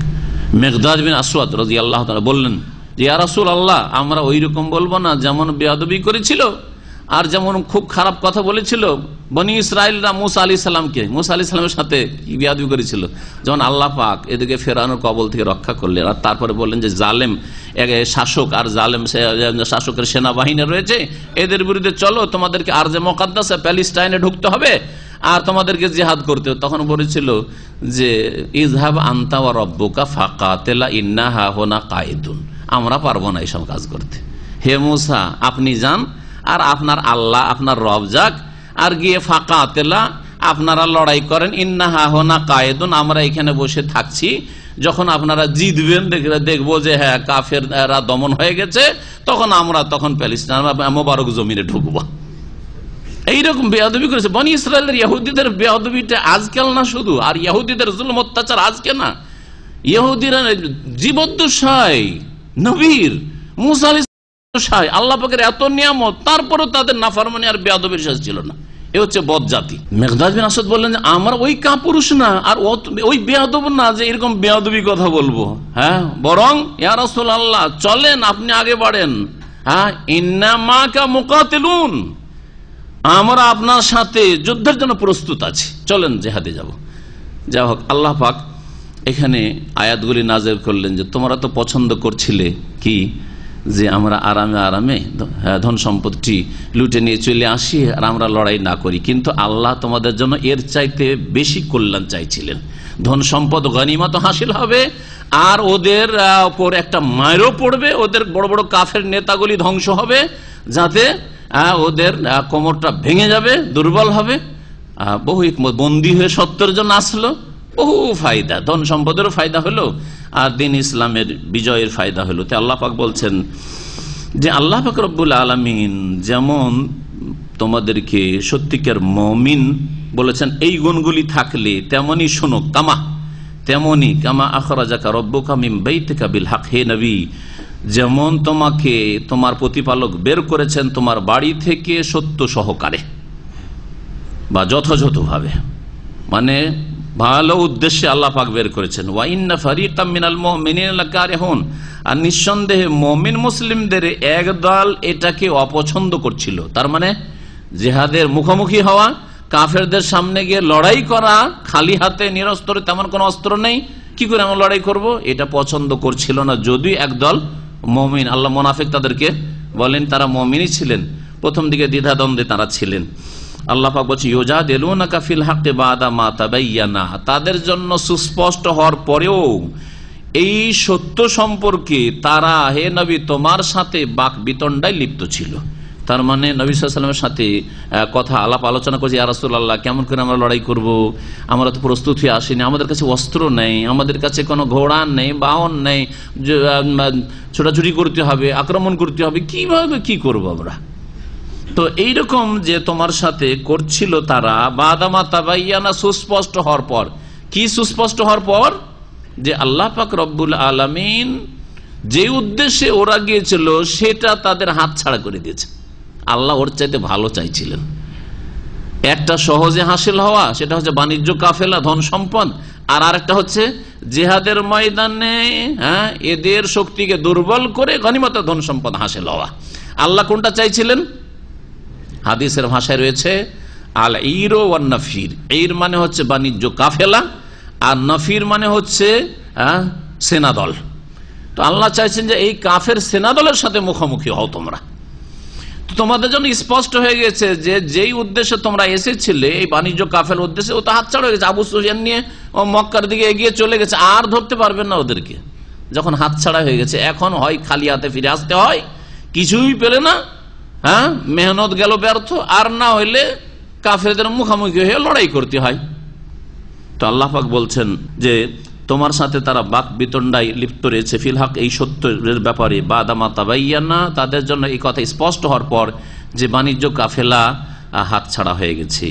কান্নামা ইউসাকুনা ইলাল মউত, কারণ খালি হাতে যেহেতু তারা ছিলেন, আল্লাহ বলছেন তাদের অবস্থাটা, তাদের উপর একটা ভয় ভীতি চেপে গেছে যে আমরা কি করে কি করব খালি হাতে। কান্নামা, যেন ইউসাকুনা ইলাল মউত ওয়া হুম ইয়ানজুরুন, তাদের চোখের সামনে তারা দেখছে যে তাদেরকে মৃত্যুর দিকে তাড়িয়ে নিয়ে যাওয়া হচ্ছে, মৃত্যুর দিকে তাদেরকে ঠেলে নিয়ে যাওয়া হচ্ছে। চোখের সামনে যেন মরণ দেখতে পাচ্ছি, কারণ ওরা তো 1000 আর আমরা হচ্ছে 313। ওরা প্রস্তুত হয়ে এসছে লড়াই করার জন্য, আমরা একেবারে প্রস্তুত না, আমাদের কাছে তেমন অস্ত্র শস্ত্র কিছুই নেই। কি করে ওইটা হইতে পারে? তাহলে তো মত সামনে, চোখের সামনে দেখতে পাচ্ছি। এইরকম অবস্থা হয়ে গেছিল সাহাবায়ে কেরামদের। আল্লাহ পাক বলছেন ওয়াইজ ইয়াইদুকুমুল্লাহ ইহদাত তাইফাতাইন, স্মরণ করো আল্লাহ পাক তোমাদের সাথে প্রতিশ্রুতি করছেন দুই দলের, বা করেছেন ইহদাত তাইফাতাইন, দুই দলের একটি দলের, দুটো দলের একটি দল আল্লাহ দিতে চান। একটা হচ্ছে বাণিজ্যিক দল, আর আরেকটি হচ্ছে সেনা দল। বাণিজ্যিক দল ওরা চলে গেছে, তোমাদের হাতছাড়া হয়ে গেছে, আর সেনা দল মক্কার দিক থেকে আবু জাহালের নেতৃত্বে আসছে।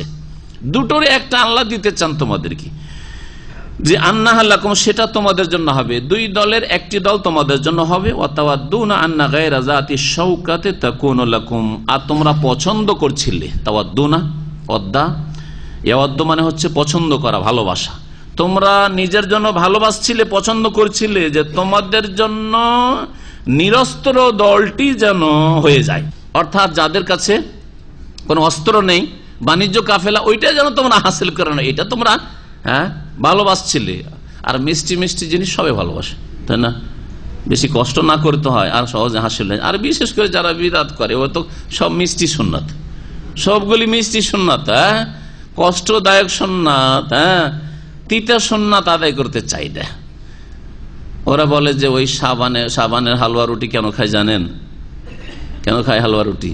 বলছেন নবী সাল্লাল্লাহু আলাইহি ওয়াসাল্লামের ওই দাঁত ভেঙে গেছিল, ওই ওহদে দাঁত শহীদ হয়েছিল না, দাঁত শহীদ হওয়ার পরে তাদের এইসব কিচ্ছা বানানো, কিচ্ছা শুরু থেকে শেষ পর্যন্ত সব বানানো। তারপরে দাঁত ভেঙে যে নবী সাল্লাল্লাহু কিছুই খেতে পারতেন না, তো হালুয়া খেয়েছিলেন। কি খেয়েছিলেন?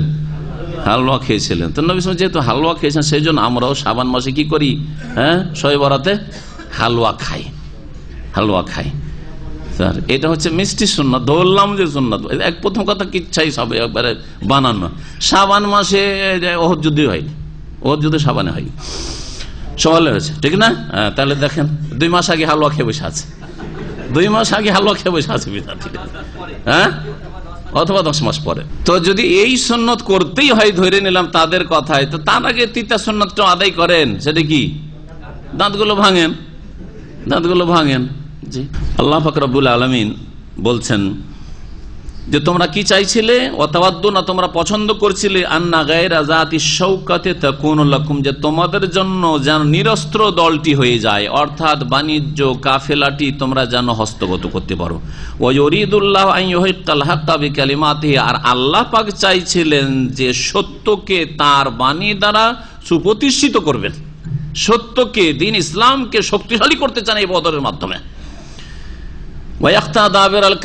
আর কাফেরদের শিকড়কে কেটে দিতে চান। কাতা একটা মানে কেটে দেওয়া, আর দাবের বলা হয় পেছন দিককে, দাবের দবর থেকে, তো লেজ, পেছন দিকে লেজ থাকে, তো এখানে এই জন্য শেকড়ের অর্থ করলাম, ভাব অর্থ। কাফেরদের শিকড়কে কেটে দিতে চান। কাফেরদের শিকড় ছিল এই বড় বড় নেতাগুলি, যেগুলি বদরে ধ্বংস হয়েছিল, আবু জাহাল, ওতবা, শাইবা, রাবিয়া, ওয়ালিদ বিন ওতবা, এরা সব বড় বড় বীর পুরুষ ছিল। সব বীর পুরুষ গুলো বেরিয়ে এসেছিল তাদের ধন সম্পদ রক্ষা করার জন্য, সবগুলি গেছে। লিয়হিক্কাল হাক্কা, যাতে আল্লাহ পাক সত্যকে প্রতিষ্ঠিত করেন, ওয়ায়ুবতিলাল বাতিল, আর মিথ্যাকে আল্লাহ পাক রব্বুল আলামিন নির্মূল করেন বা নিশ্চিহ্ন করেন, ওয়ালাউ কারিহাল মুজরিমুন, যদিও অপরাধীরা তা পছন্দ করে না। আর মক্কার লোকেরা, মক্কার কাফের মুশরিকেরা অপরাধী ছিল, মুজরিম ছিল, আর তারা এটা কখনো পছন্দ করবে না, চাইবে না, কিন্তু আল্লাহ পাক চান যে তাদেরকে নির্মূল করবেন, তাদেরকে শাস্তি দেবেন, আর তোমাদেরকে আল্লাহ পাক বিজয়ী করবেন। নবী করিম সাল্লাল্লাহু আলাইহি সাল্লাম বদরের প্রান্তে পৌঁছে গেলেন। ওইদিকে কাফেররা প্রথম দিকে পৌঁছে গেছিল বদরে এসে, আর এসে যে এলাকায় পানি ছিল পর্যাপ্ত পরিমাণে, পানিগুলি সব দখল করে নিয়েছিল। পানি তাদের দখলে, কাফেরদের দখলে। মুসলিমরা এমন জায়গায় গিয়ে অবস্থান করলেন সেখানে পানির কোনো ব্যবস্থা নেই। এই আর এক সংকট, পরীক্ষার উপর পরীক্ষা, খালি হাতে মুখোমুখি কাফেরদের, হ্যাঁ, আর পানির ব্যবস্থা নেই। আল্লাহ পাক রব্বুল আলামিন নিয়ামত দেখেন। নবী সাল্লাল্লাহু আলাইহি ওয়াসাল্লাম দোয়া করতে শুরু করলেন, সাহাবায়ে কেরামরা এক এক জায়গায় এক এক সাহাবী দোয়া করা শুরু করলেন। আল্লাহ পাক ওই চিত্র তুলে ধরেছেন, এই তাস্তাগীসুনা রাব্বাকুম, স্মরণ করো যখন তোমরা তোমাদের প্রতিপালকের কাছে, রবের কাছে সকাতরে ফরিয়াদ করছিলে, যাচ্ছা করছিলে, দোয়া করছিলে আল্লাহর কাছে। ইস্তিগাসা, ইস্তিগাসা মানে এক হচ্ছে দোয়া, দোয়া হচ্ছে সাধারণ অর্থে দোয়া, মানে আল্লাহকে ডাকা, আহ্বান করা, ঠিক আছে। আর ইস্তিগাসা বিশেষ অবস্থার দোয়া, সেটা হচ্ছে বিপদে আপনি পড়ে আছেন, বিপদের অবস্থায় দোয়া করা, উদ্ধার কামনার দোয়া। আপনি বিপদে ফেসে গেছেন, আগুনে ফেসে গেছেন, পানিতে ডুবছেন, বালা মুসিবত চারিদিকে ঘিরে নিয়েছে, ওই সময় যে দোয়া করছেন এটাকে ফরিয়াদ বলা হয়, হ্যাঁ, সেটা হচ্ছে ইস্তিগাসা। ইস্তিগাসা কার কাছে করতে হবে? এটা একমাত্র আল্লাহর কাছে, একমাত্র আল্লাহর কাছে, না জিনের কাছে? জিনের কাছে চাওয়া যাবে না। মাঠে যদি কোনো বালা মুসিবতে পৌঁছে যান, এই জিনের রাজা গো আমাকে উদ্ধার করো, জায়েজ? শিরক। তো জিনের কাছে যদি না, হে বড় পীর আমাকে উদ্ধার করো, করা যাবে? হ্যাঁ, আমাদের 300 কতজন আউলিয়া, 360 জন আউলিয়া, হ্যাঁ 360 আউলিয়া, হ্যাঁ, তাদের কাছে সাহায্য যদি চান চাওয়া যাবে? রবের কাছে। তাস্তাগীসুনা রাব্বাকুম, ফরিয়াদ কাকে করতে হবে? রবের কাছে ফরিয়াদ করতে হবে। স্মরণ করো যখন তোমরা তোমাদের প্রতিপালকের কাছে ফরিয়াদ করছিলে, সকাতরে দোয়া করছিলে, ফাস্তাজাবা লাকুম, অতঃপর তোমাদের ডাকে আল্লাহ পাক সাড়া দিয়েছিলেন, তোমাদের দোয়া কবুল করে। ইস্তিজাবা মানে কবুল করা, ডাকে সাড়া দেওয়া। কি বলে সাড়া দিয়েছিলেন? আন্নী মুমিদ্দুকুম বিআলফিম মিনাল মালায়েকাতি মুরদিফিন, যে নিঃসন্দেহে আমি তোমাদের সাহায্য করব। আল্লাহ বলছেন নিঃসন্দেহে হে বদরের 313 জন সাহাবায়ে কেরাম রাসূলুল্লাহ সাল্লাল্লাহু আলাইহি ওয়াসাল্লামের সাথে তোমাদের আমি সাহায্য করব, এতে কোনো সন্দেহ নেই। বিআলফিম মিনাল মালায়েকাতি, 1000 ফেরেশতা দিয়ে, মালায়েকা পাঠিয়ে। মুরদিফিন, যারা একের পর এক নেমে আসবে, একসাথে নয়, নামতে আছে। একসাথে যদি চলে আসে তো হয়তো অনেকে খেয়াল করেনি, দেখতে পাইনি, তাই না? আর একবারই আসলো, কিন্তু আস্তে আছে, আস্তে আছে, আরো বেশি ভীতি সঞ্চার হবে। তো আল্লাহ পাক রব্বুল আলামিন এইভাবে সংখ্যায় 313 জন, কিন্তু কাফেররা সংখ্যাতে অনেক দেখছিল, জি। তো আল্লাহ পাক রব্বুল বলছেন যে একের পর এক আমি তোমাদের জন্য ফেরেশতা নামিয়ে দেব। মুরদিফিন মানে একের পর এক আসা। ওমা জাআলাহুল্লাহু ইল্লা বুশরা, তাহলে প্রথম আল্লাহ পাকের নিয়ামত এই দোয়া শোনার পরে বদরের যুদ্ধে সাহায্যের কথা শোনেন। প্রথম নিয়ামত হচ্ছে যে 1000 ফেরেশতা আল্লাহ পাক নামিয়েছিলেন, আর বদরের যুদ্ধে একমাত্র ফেরেশতারা নেমে যুদ্ধও করেছিলেন। অন্য যুদ্ধে, হুনাইনের যুদ্ধে ফেরেশতা নেমে এসেছেন, কিন্তু ফেরেশতারা যুদ্ধ করেন নাই। ফেরেশতারা শুধু সাপোর্ট করেছেন, হ্যাঁ, এবং ফেরেশতারা তাদেরকে করেছেন, শক্তিশালী করেছেন, কিন্তু তারা যুদ্ধ করেননি। এই বদরের যুদ্ধে ফেরেশতারাও জিহাদে অংশ নিয়েছে এবং হত্যা করেছে কাফেরদের। বেশ কিছু কাফেরকে হত্যা করেছে। যেমন একটা হাদিসে রয়েছে যে হঠাৎ করে একটা আওয়াজ শুনছেন যে আকদেম হাইজুম, এই হাইজুম তুমি অগ্রসর হও, আগে বাড়ো, কাফেরদের দিকে অগ্রসর হও। আর হঠাৎ করে দেখা গেল যে একটা কাফের খুলি ছুটে পড়েছে, কোন দিক থেকে লাগলো, মাথা ছুটে পড়ে আছে। তো হাইজুম নামে এক ফেরেশতা, নবী সাল্লাল্লাহু আলাইহি ওয়া যালিকা মিন মাদাদিস সামাই সালেসা, তৃতীয় আসমানের ফেরেশতার পক্ষ থেকে এই মদদ এসেছে। এইভাবে আল্লাহ পাক সাহায্য করেছেন। তো এই ছিল এক সাহায্য। দ্বিতীয় সাহায্য হচ্ছে ওমা জাআলাহুল্লাহু ইল্লা বুশরা, এই ফেরেশতাকে নামিয়ে দেওয়া একমাত্র আল্লাহ তোমাদের জন্য সুসংবাদ করেছেন। আল্লাহ পাক বলতে চাইছেন এই কথা যে আল্লাহ কি ফেরেশতা নামাবার মুখাপেক্ষী, যে ফেরেশতা না নামাইলে আল্লাহ বিজয় দান করতে পারবেন না? আল্লাহ মুমিনদেরকে বিজয়ী করবেন না? এমনি করতে পারবেন না? আল্লাহ কুদরতে কোন দিয়ে করতে পারবেন না? হ্যাঁ, কোন দিয়ে যদি আগুন নিমাতে পারেন আল্লাহ রাব্বুল আলামিন, ইয়ানারু কুনি বারদান, হ্যাঁ, তাহলে আল্লাহ পাককে কোন দিয়ে ধ্বংস করতে পারতেন না? কোন দিয়ে সারা পৃথিবী সৃষ্টি হয়েছে, তো কোন দিয়ে এই 1000 কাফিরকে ধ্বংস করতে পারতেন না? কিন্তু আল্লাহ ওই কোন দিয়ে চান না, একটু মেহনতের মাধ্যমে হাসিল হোক। হ্যাঁ, মেহনতের মাধ্যমে হাসিল হোক, যে তোমরাও মেহনত করো, তোমাদের সাথে ফেরেশতাও একটু লড়াই করুক, ফেরেশতা লড়াই করুক, তোমাদের সাথে থাকুক, তোমাদের সাপোর্টে। তোমাদের জন্য এটি সুসংবাদ ছিল যে 1000 ফেরেশতা আসছে, না হলে আমি ইচ্ছা করলে শুধু কোন দিয়ে হও দিয়ে করতে পারতাম। ওয়ালিতাতমাইন্না বিহি কুলুবুকুম, আর যাতে করে তোমাদের হৃদয়ের প্রশান্তি হাসিল হয় এর মাধ্যমে, এই ফেরেশতা নামানোর মাধ্যমে। ওমান নাসরু ইল্লা মিন ইনদিল্লাহ, আর আসলে তো সাহায্য একমাত্র আল্লাহর নিকট থেকে, সাহায্য একমাত্র আল্লাহর পক্ষ থেকে। ইন্নাল্লাহ আজিজুন হাকিম, নিঃসন্দেহে আল্লাহ পাক রব্বুল মহাপরাক্রান্ত আর মহান বা মহাবিজ্ঞানময়, হাকিম বিজ্ঞানময়। তার সৃষ্টিগত কাজেও হেকমত রয়েছে, রহস্য রয়েছে, এবং তার বিধিবিধানে শরীয়তের তাতে হেকমত রয়েছে। ইয ইউগাশশিকুমুন নুআসা আমানাতাম মিনহু, আর একটি অনুগ্রহ, এক তো ছিল 1000 ফেরেশতা নামানো, অন্তরকে তাদের প্রশান্তি দান করা, যে একটা অশান্তি ছিল যে কি করব, খালি হাতে, অস্ত্র নেই, কিছুই নেই, হ্যাঁ, ঘোড়া নেই, হ্যাঁ, সাজ সরঞ্জাম নেই যুদ্ধের কিছু, তো মনের প্রশান্তি। 3 নম্বর হচ্ছে যে আল্লাহর পক্ষ থেকে হঠাৎ করে যুদ্ধ শুরু হচ্ছে, ওই সময় তাদের ওপর তন্দ্রা চেপে গেছে। 313 জন সাহাবী সকলে ঝিমাচ্ছে। তন্দ্রা আসলে মানসিক শান্তি হাসিল হয়, ঝিমালে কি হয়, মানসিক শান্তি হয়। কিছুক্ষণ ঝিমানোর পরে দেখেন যে জেগে উঠেছেন, আবার হয় না, হ্যাঁ, সজাগ, আর তারপর ঘুম আসছে না, ঘুম ভেঙে গেছে, এখন গাড়ি চালাচ্ছেন। কিন্তু যখন তন্দ্রাটা চলে আসে তখন কিছুক্ষণ থেমে যান, তন্দ্রা তখন আর গাড়ি চালায়েন না, দেখবেন তারপরে আপনি ঠিক আপন অবস্থায় চলে আসছেন। এটা মনের শান্তি হাসিল হয় তন্দ্রাতে। একাধিক জিহাদের ময়দানে আল্লাহর পক্ষ থেকে সাহাবাই কেরামদের ওপর তন্দ্রা এইরকম আল্লাহ পাক দিয়েছেন। ওহদের যুদ্ধ এরকম হয়েছিল, হ্যাঁ, যখন হতাহত অবস্থায় তন্দ্রা, কাফেরদের অস্ত্র চলছে সাহাবাই কেরামদের ওপর, সেই সময় তন্দ্রা চেপে গেল, ওর মাধ্যমে প্রশান্তি। এখানেও আল্লাহ পাক কি করলেন, ইয ইউগাশশিকুমুন নুআস আমানাতাম মিনহু, স্মরণ করো যখন আল্লাহ পাক রব্বুল তোমাদেরকে ঢেকে দিলেন তন্দ্রা দিয়ে, আমানাতাম মিনহু, তার পক্ষ থেকে নিরাপত্তা স্বরূপ। এই তন্দ্রাতেই তোমাদের জন্য নিরাপত্তা ছিল, মনের শান্তি ছিল। ওয়া ইউনাজ্জিলু আলাইকুম মিনাস সামাই মাআন, আর আরেকটি নিয়ামত হচ্ছে আকাশ থেকে আল্লাহ পাক তোমাদের জন্য বৃষ্টি বর্ষণ করে দিলেন। কারণ হ্যাঁ, সাহাবায়ে কেরামদের দিকে কি ছিল না, পানির ব্যবস্থা নেই, উযু নেই, কারো স্বপ্ন তো সে গোসলের ব্যবস্থা নেই, হ্যাঁ, নামাজ পড়বো কি তায়াম্মুম করে।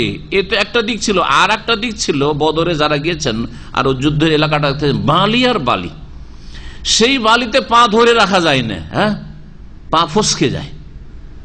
পা স্থির থাকে না। যখন বৃষ্টি হলে, ভালো মতো বৃষ্টি হলে, তখন বালিগুলো কি হয়ে গেল, হ্যাঁ, শক্ত হয়ে গেল। তারপরে দৌড়াদৌড়ি করা, আক্রমণ করা, ছোটাছুটি করা সহজ হয়ে গেল। এটা আর এক নিয়ামত আল্লাহ পাক রব্বুল এই বৃষ্টি বর্ষণের মাধ্যমে। তো আল্লাহ পাক তাই বলছেন যে তোমাদের জন্য আল্লাহ পাক কি করলেন, আকাশ থেকে বৃষ্টি বর্ষণ করলেন, লিওতাহিরাকুম বিহি, যাতে করে তোমাদেরকে তার দ্বারা তিনি পবিত্রতা দান করেন, মানে ওযু গোসলের ব্যবস্থা হয় এবং তোমাদের পানি পান করার ব্যবস্থা হয়। ওয়ায়ুযহিবা আনকুম রিজ্জাশ শায়তান, যখন বৃষ্টি হলো সাহাবায়ে কেরামদের কাছে যত মশক টশক ছিল সব ওই পানি ভর্তি করে নিলেন, পানির আর অভাব নেই। জি, আর কি, ওয়ায়ুযহিবা আনকুম রিজ্জাশ শায়তান, আর শয়তানের কুমন্ত্রণা তোমাদের থেকে আল্লাহ পাক এই বৃষ্টির মাধ্যমে দূর করতে চেয়েছেন। কেমন ভাবে? কারণ অশোষা ছিল যে আমরা এই নাপাক অবস্থায় কেমন করে কি করব, তেমন করে নামাজ পড়বো, হ্যাঁ, তেমন বিধান তখন নাজল হয়নি, তখন তেমনের বিধান নাজল হয়নি, এক কথা। দুই নম্বর কথা, যে আমরা এই নাপাক অবস্থায় জিহাদ করব, এই জিহাদে কি জিততে পারবো? মানুষের মনে একটা আসবে, এইরকম অবস্থা তৈরি হবে, তাই না? আপনি যদি নাপাক অবস্থায় থাকেন, গোসল ফরজ আছে, আর যদি গাড়ি চালান তো মনে একটা অস্বস্থা থাকবে যে কি জানি কোথায় কি হয়, দুর্ঘটনা, অ্যাক্সিডেন্ট হয়, আমি নাপাক অবস্থায় গাড়ি চালাচ্ছি, হবে না? হবে না? জি হ্যাঁ, হবে, একটা অস্বস্থা। তো এইরকম অবস্থার আসলে হয়েছিল সাহাবায়ে কেরামদের, যে নাপাক অবস্থায় আমরা, তারপরে এই বালির ওপর চলা যাচ্ছে না, আমরা কি যে হবে, পানি নেই আমাদের কাছে, তারপর ওদের কাছে যথেষ্ট পানি, আমাদের পিপাসা লাগলে করবোটা কি? যুদ্ধের ময়দানে দৌড়াদৌড়ি করতে গিয়ে পিপাসা লাগলে তো পানি নেই, তো মরে যাবো, তো কি হবে? নানান চিন্তা তাদের ওপর চেপে গেছে। আল্লাহ পাক সব দূর করে দিলেন। শয়তান যে কুমন্ত্র ওয়াসওয়াসা দিচ্ছিল যে তোরা কি পান করবি, তোরা পিপাসায় মরবি, হ্যাঁ, তোর নাপাক অবস্থায় যদি কাফের মেরেই দেয় তো নাপাক অবস্থায় মৃত্যুবরণ করবি, নানান ওয়াসওয়াসাতে লিপ্ত ছিলেন সাহাবায়ে কেরাম। আল্লাহ পাক তা দূর করে দিলেন। ওয়ালিয়ারবিত আলা কুলুবিকুম, আর যাতে করে তোমাদের হৃদয়কে আল্লাহ পাক রব্বুল আলামিন সুদৃঢ় করেন। রাবাত ইয়ারবিতু মানে বেঁধে দেওয়া, তো বেঁধে দেওয়া মানে সুদৃঢ় করা। অন্তরকে আল্লাহ সুদৃঢ় করলেন যে না, এখন আমাদের এই পানির অভাব নেই, এখন আমরা পবিত্র হয়ে গেছি, গোসল যার ছিল গোসল করে নিয়েছি, উযু করে নিয়েছি, সুতরাং আর আমাদের কোনো অসুবিধা নেই। ওয়ায়ুসাব্বিতা বিহিল আকদাম, এবং এই বৃষ্টির মাধ্যমে তোমাদের পাগুলিকে সুদৃঢ় করতে চান বা সুপ্রতিষ্ঠিত করতে চান, যাতে করে চলতে, দৌড় দিতে এই বালি মরুভূমিতে অসুবিধা না হয়। এটাও হয়ে গেল এই বৃষ্টির মাধ্যমে। আল্লাহ পাক রব্বুল আলামিন ফেরেশতাদেরকে সম্বোধন করছেন, বলছেন ইজ ইউহি রব্বুকা, স্মরণ করো হে নবী মুহাম্মদ সাল্লাল্লাহু আলাইহি ওয়াসাল্লাম, যখন তোমার প্রতিপালক ওহী করছিলেন, প্রত্যাদেশ করছিলেন এলাল মালায়েকাতে, ফেরেশতাগণকে, আন্নী মাকুম, এটা হচ্ছে ফেরেশতাকে হুকুম, যে হে ফেরেশতারা, মালায়েকা, আমি আল্লাহ তোমাদের সাথে আছি।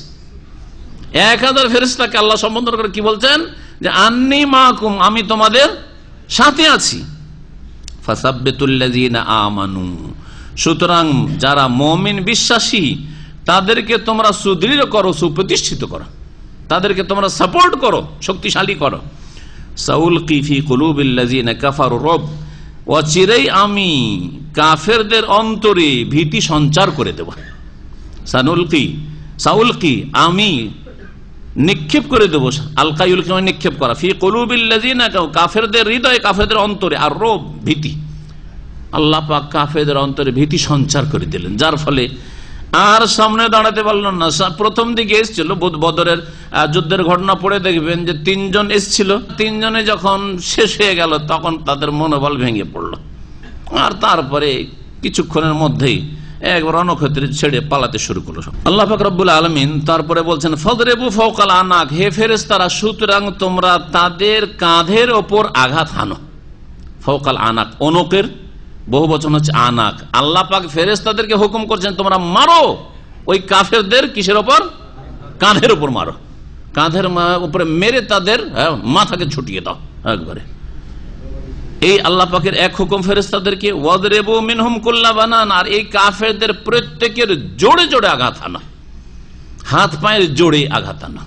বানান, আসলে বানানের শাব্দিক অর্থ হচ্ছে হাত পায়ের আঙ্গুলের অগ্রভাগ, এগুলো হচ্ছে বানান। এই বানান, এই যে সামনের দিকে আছে না পায়ের, ওই রকম, এগুলোকে বানান বলা হয়। তো এইদিকে আঘাত আনো, হাতের ওপর আঘাত আনো আর পায়ের ওপর আঘাত আনো, এতে ফায়দা কি হবে? ফেরেশতাদের আঘাত, এই আঘাতের মাধ্যমে অস্ত্র তরবারি ধরেছিল, ঢাল ধরেছিল, হাত থেকে পড়ে গেল, হাত আর কাজ করছে না, অকেজ। ওদিকে পায়ের উপরে এমন মার পড়েছে যে আর পা চলে না, উল্টে পড়ে আছে, তাই না? আল্লাহ পাক এইভাবে মারি দিতে বলছেন ফেরেশতাদেরকে হুকুম করে, ফাযরিবু ফাওকাল আনাকি ওয়াযরিবু মিনহুম কুল্লা বানান।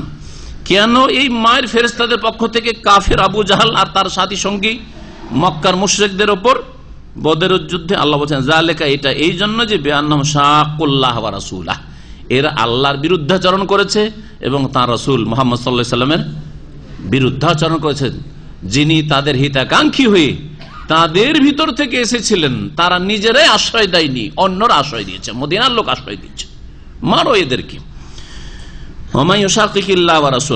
আর জেনে রাখো যে যারা আল্লাহ এবং রসুলের বিরুদ্ধাচরণ করে, প্রতিটি ক্ষেত্রে, জীবনে যে কোনো ক্ষেত্রে আল্লাহ এবং রসুলের যদি বিরুদ্ধাচরণ করে কেউ, ফাইন্নাল্লাহ শাদীদুল ইকাব, তাহলে জেনে রাখা উচিত যে আল্লাহ পাক রব্বুল আলামিন কঠোর শাস্তিদাতা।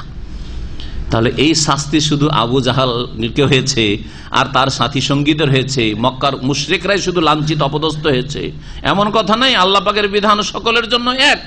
যারাই আল্লাহ এবং রাসূলের নাফরমানি করবে, আকীদার ক্ষেত্রে নবীর আকীদার উপর না, সুন্নতের ক্ষেত্রে সুন্নত বাদ দিয়ে বিদাতি ধর্ম পালন করেন, বিরুদ্ধাচরণ করেন, ফরজ ওয়াজিবে ঘাটতি করে, আল্লাহ পাকের নাফরমানি করেন, শুধু দু চারটা কাজ ইসলামের করেই মনে করেন যে আমি মুসলিম, আর আপনার পারিবারিক ক্ষেত্রে ইসলাম নেই, বিবাহ শাদীতে ইসলাম নেই, আপনার অর্থনীতিতে ইসলাম নেই, আপনার রাষ্ট্রনীতিতে ইসলাম নেই, ইসলাম নেই। সুতরাং তার নামাজ পড়লেও আর সকাল সূরাতে ইসলামিক থাকলেও ওই দিকে কবর মাজার পূজার ধর্ম হচ্ছে তোমাদের ধর্ম।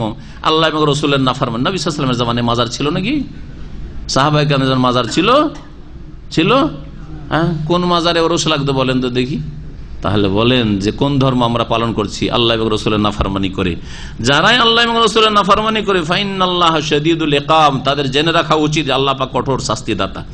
যালিকুম ফাযুকু, আর এই শাস্তি তো আছেই, এই শাস্তি যে জিহাদের ময়দানে শাস্তির কথা উল্লেখ করা হইল, এই শাস্তি ফাযুকু, সুতরাং তোমরা এর স্বাদ গ্রহণ করো, এই স্বাদ গ্রহণ করো। ওয়ান্না লিল কাফিরিন আযাবান নার, আর জেনে রাখো যে কাফেরদের জন্য আরো জাহান্নামের আযাব রয়েছে। দুনিয়ার আযাব তো ফেরেশতাদেরকে আল্লাহ হুকুম করলেন মারো এদের কাঁধের উপর, মারো এদের জোড়ে জোড়ে, আর যেখানে হাড়ের জোড় রয়েছে মারো, আর এদেরকে অচল অকেজো করে দাও। আর এই তো দুনিয়ার আযাব তো আছেই জিহাদের ময়দানে, আর কাফেরদের জন্য যারা কুফর অবস্থায় মারা যাবে জাহান্নামের আযাব রয়েছে। আল্লাহ পাক তারপরে বলছেন ইয়া আইয়ুহাল্লাযীনা আমানু ইযা লাকীতুমুল্লাযীনা কাফারু যাহফান ফালা তুওয়াল্লুহুমুল আদবার, হে মুমিনরা যখন তোমরা কাফেরদের মুখামুখি হবে রণক্ষেত্রে, যাহফান লড়াইয়ের উদ্দেশ্যে, সশস্ত্র সেনা দলের তোমরা যখন মুখামুখি হবে, ফালা তুওয়াল্লুহুমুল আদবার, তখন তাদেরকে পৃষ্ঠদেশ ফিরিয়ে দিয়ে পালায়ন করিও না, পিঠ দেখে পালায়ন করিও না। যখন জিহাদের ময়দানের মুখোমুখি হয়ে গেছেন তখন আর পালায়ন করা যাবে না, কবিরা গুনাহ। প্রিয় নবী মুহাম্মদ রাসূলুল্লাহ সাল্লাল্লাহু আলাইহি ওয়াসাল্লাম একটি হাদিস রয়েছে যে লা তাতামান্নাউ লিকাল আদুওয়ি, তোমরা কখনো শত্রুর মুখোমুখি হওয়ার আকাঙ্ক্ষা করিও না, যে হোক হোক লড়াই হোক হোক এরকম করিও না কখনো, এটা নিষেধ। শখ করে শুধু এরকম পরিস্থিতি তৈরি হয়ে যাক আর লড়াই করতে হোক না, এটা কখনো করিও না। ওয়াসালুল্লাহাল আফিয়া, সব সময় নিরাপদ থাকা আল্লাহর কাছে কামনা করিও। কিন্তু ফাইজা লাকিতুমুহুম, যদি এইরকম মুখামুখি হয়ে যাও, ফাসবুতু, তাহলে তখন সুদৃঢ় থাকো, তখন আর পিছপা হওয়া যাবে না, তখন পিছপা হারাম। নবী করিম সাল্লাল্লাহু আলাইহি ওয়াসাল্লাম একটি প্রসিদ্ধ হাদিস রয়েছে, জানা আছে, ইজতানিবুস সাবাল মুবিকাত, 7টি ধ্বংসকারী পাপ থেকে তোমরা বেঁচে থাকো। আছে অনেকের মুখস্থ আছে হয়তো, বা অর্থ তো মুখস্থ। 7টি ধ্বংসকারী সবচেয়ে বড় পাপ, প্রথম হচ্ছে তার মধ্যে আশিরকু, তারপরে আসসেহরু, জাদু বলেছেন, এই করে শেষখানে বলেছেন ওয়াত্তাওয়াল্লি ইয়াউমাজ যাহফে, কাফেরদের সামনে, কাফেরদের সেনা দলের সামনে মুখোমুখি হয়েছেন, ওই সময় পিঠ ফিরিয়ে পালায়ন করা, এটা হচ্ছে ধ্বংসকারী গুনাহ। তো আল্লাহ পাক ওই নির্দেশ এখানে দিয়েছেন। ওই হাদিস দিয়ে আয়াতের তাফসীর করা যেতে পারে, ইয়া আইয়ুহাল্লাযীনা আমানু, হে মুমিনরা, হে বিশ্বাসীরা, ইযা লাকীতুমুল্লাযীনা কাফারু যাহফান, যখন তোমরা কাফেরদের সেনা দলের সাথে মুখোমুখি হবে, লড়াইয়ে ফালাতু আল্লাহুমুল আদবার, তখন পৃষ্ঠ দেশ দেখিয়ে পলায়ন করিও না, পিঠ ফিরিয়ে পলায়ন করিও না। ওয়ামান ইউআল্লিহিম ইয়াওমাইযিন দুবুরাহু ইল্লা মুতাহাররিফান লিকিতালিন আও মুতাহাইয়িজান ইলা ফিয়াতিন ফাকাদ বাআ বিগাযাবিন মিনাল্লাহ। দুইটো ক্ষেত্রে শুধু কাফেরকে পিঠ দেখানো জায়েজ, আল্লাহ কোরআনে উল্লেখ করে দিয়েছেন এই আয়াতে, দুইটো ক্ষেত্রে জায়েজ। আর অন্য তৃতীয় কোন ক্ষেত্র যেখানে কাফের সামনে মারতে আসছে আর আপনি বকরি ছাগলের মতো পালাচ্ছেন আর ওইদিকে জবাই করছে, এটা জায়েজ নাই, কখনো জায়েজ নাই।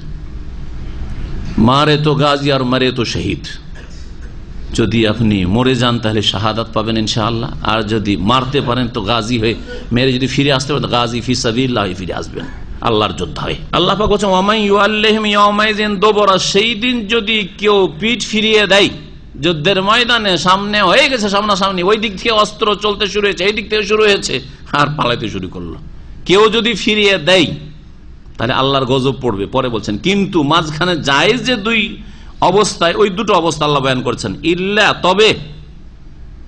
তবে অথবা ব্যতীত, এই ব্যতীত কি মুতাহাররিফান লিকিতালিন, রণকৌশল স্বরূপ, অনেক রণকৌশল, হ্যাঁ, ওর যাতে করে একটু সাহস বেড়ে যায়, এদিকে আসতে চাই না, ও দূরে দূরে সতর্ক থাকছে, একটু পালাতে দেখে লাফিয়ে কাছিয়ে চলে এসছে, ঘিরে ফেলেন ওকে। এই রণকৌশল স্বরূপ যদি আপনি পিঠ দেখান যে একটু এই দিক দিয়ে ঘুরে গিয়ে আর তারপরেও আক্রমণ করব, তো এটা আল্লাহ বলছেন মুতাহাররিফান লিকিতালিন, হ্যাঁ, অর্থাৎ রণকৌশল স্বরূপ যদি আপনি পিঠ দেখান কাফেরকে তো জায়েজ, বরং আল্লাহর হুকুম এটি।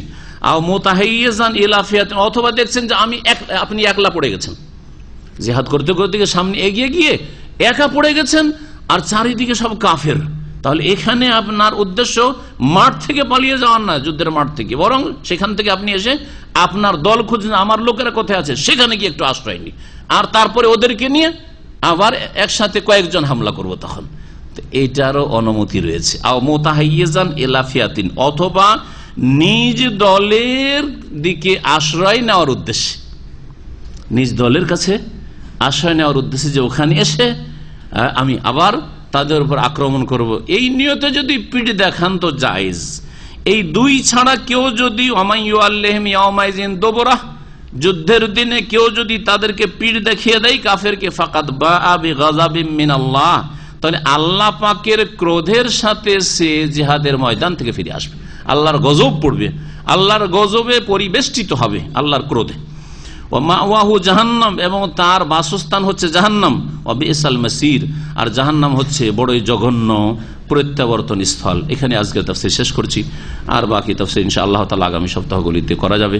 আল্লাহ পাক রব্বুল আলামিন যেন আমাদেরকে কোরআন বোঝার তৌফিক দান করেন এবং কোরআনের প্রতিষ্ঠার তৌফিক দান করেন, কোরআনে কারীমকে সঠিকভাবে বুঝে সঠিকভাবে আমল করার জন্য তৌফিক দান করেন। আল্লাহ পাক রব্বুল আলামিন শত্রুদের অনিষ্ট থেকে আমাদের হেফাজত করেন। আল্লাহ পাক রব্বুল দ্বীন ইসলামকে আল্লাহ পাক যেন শক্তিশালী করেন। আল্লাহ পাক রব্বুল দুনিয়া এবং আখিরাতে আমাদেরকে যেন সফলতা দান করেন। আমাদের সকলকে আল্লাহ পাক জান্নাতুল ফিরদাউস যেন দান করেন। আমাদের বালা মুসিবত আল্লাহ পাক যেন দূর করে দেন। ওয়া সাল্লাল্লাহু আলা নবিয়ানা মুহাম্মদ ওয়া আলা আলিহি ওয়া সাহবিহি।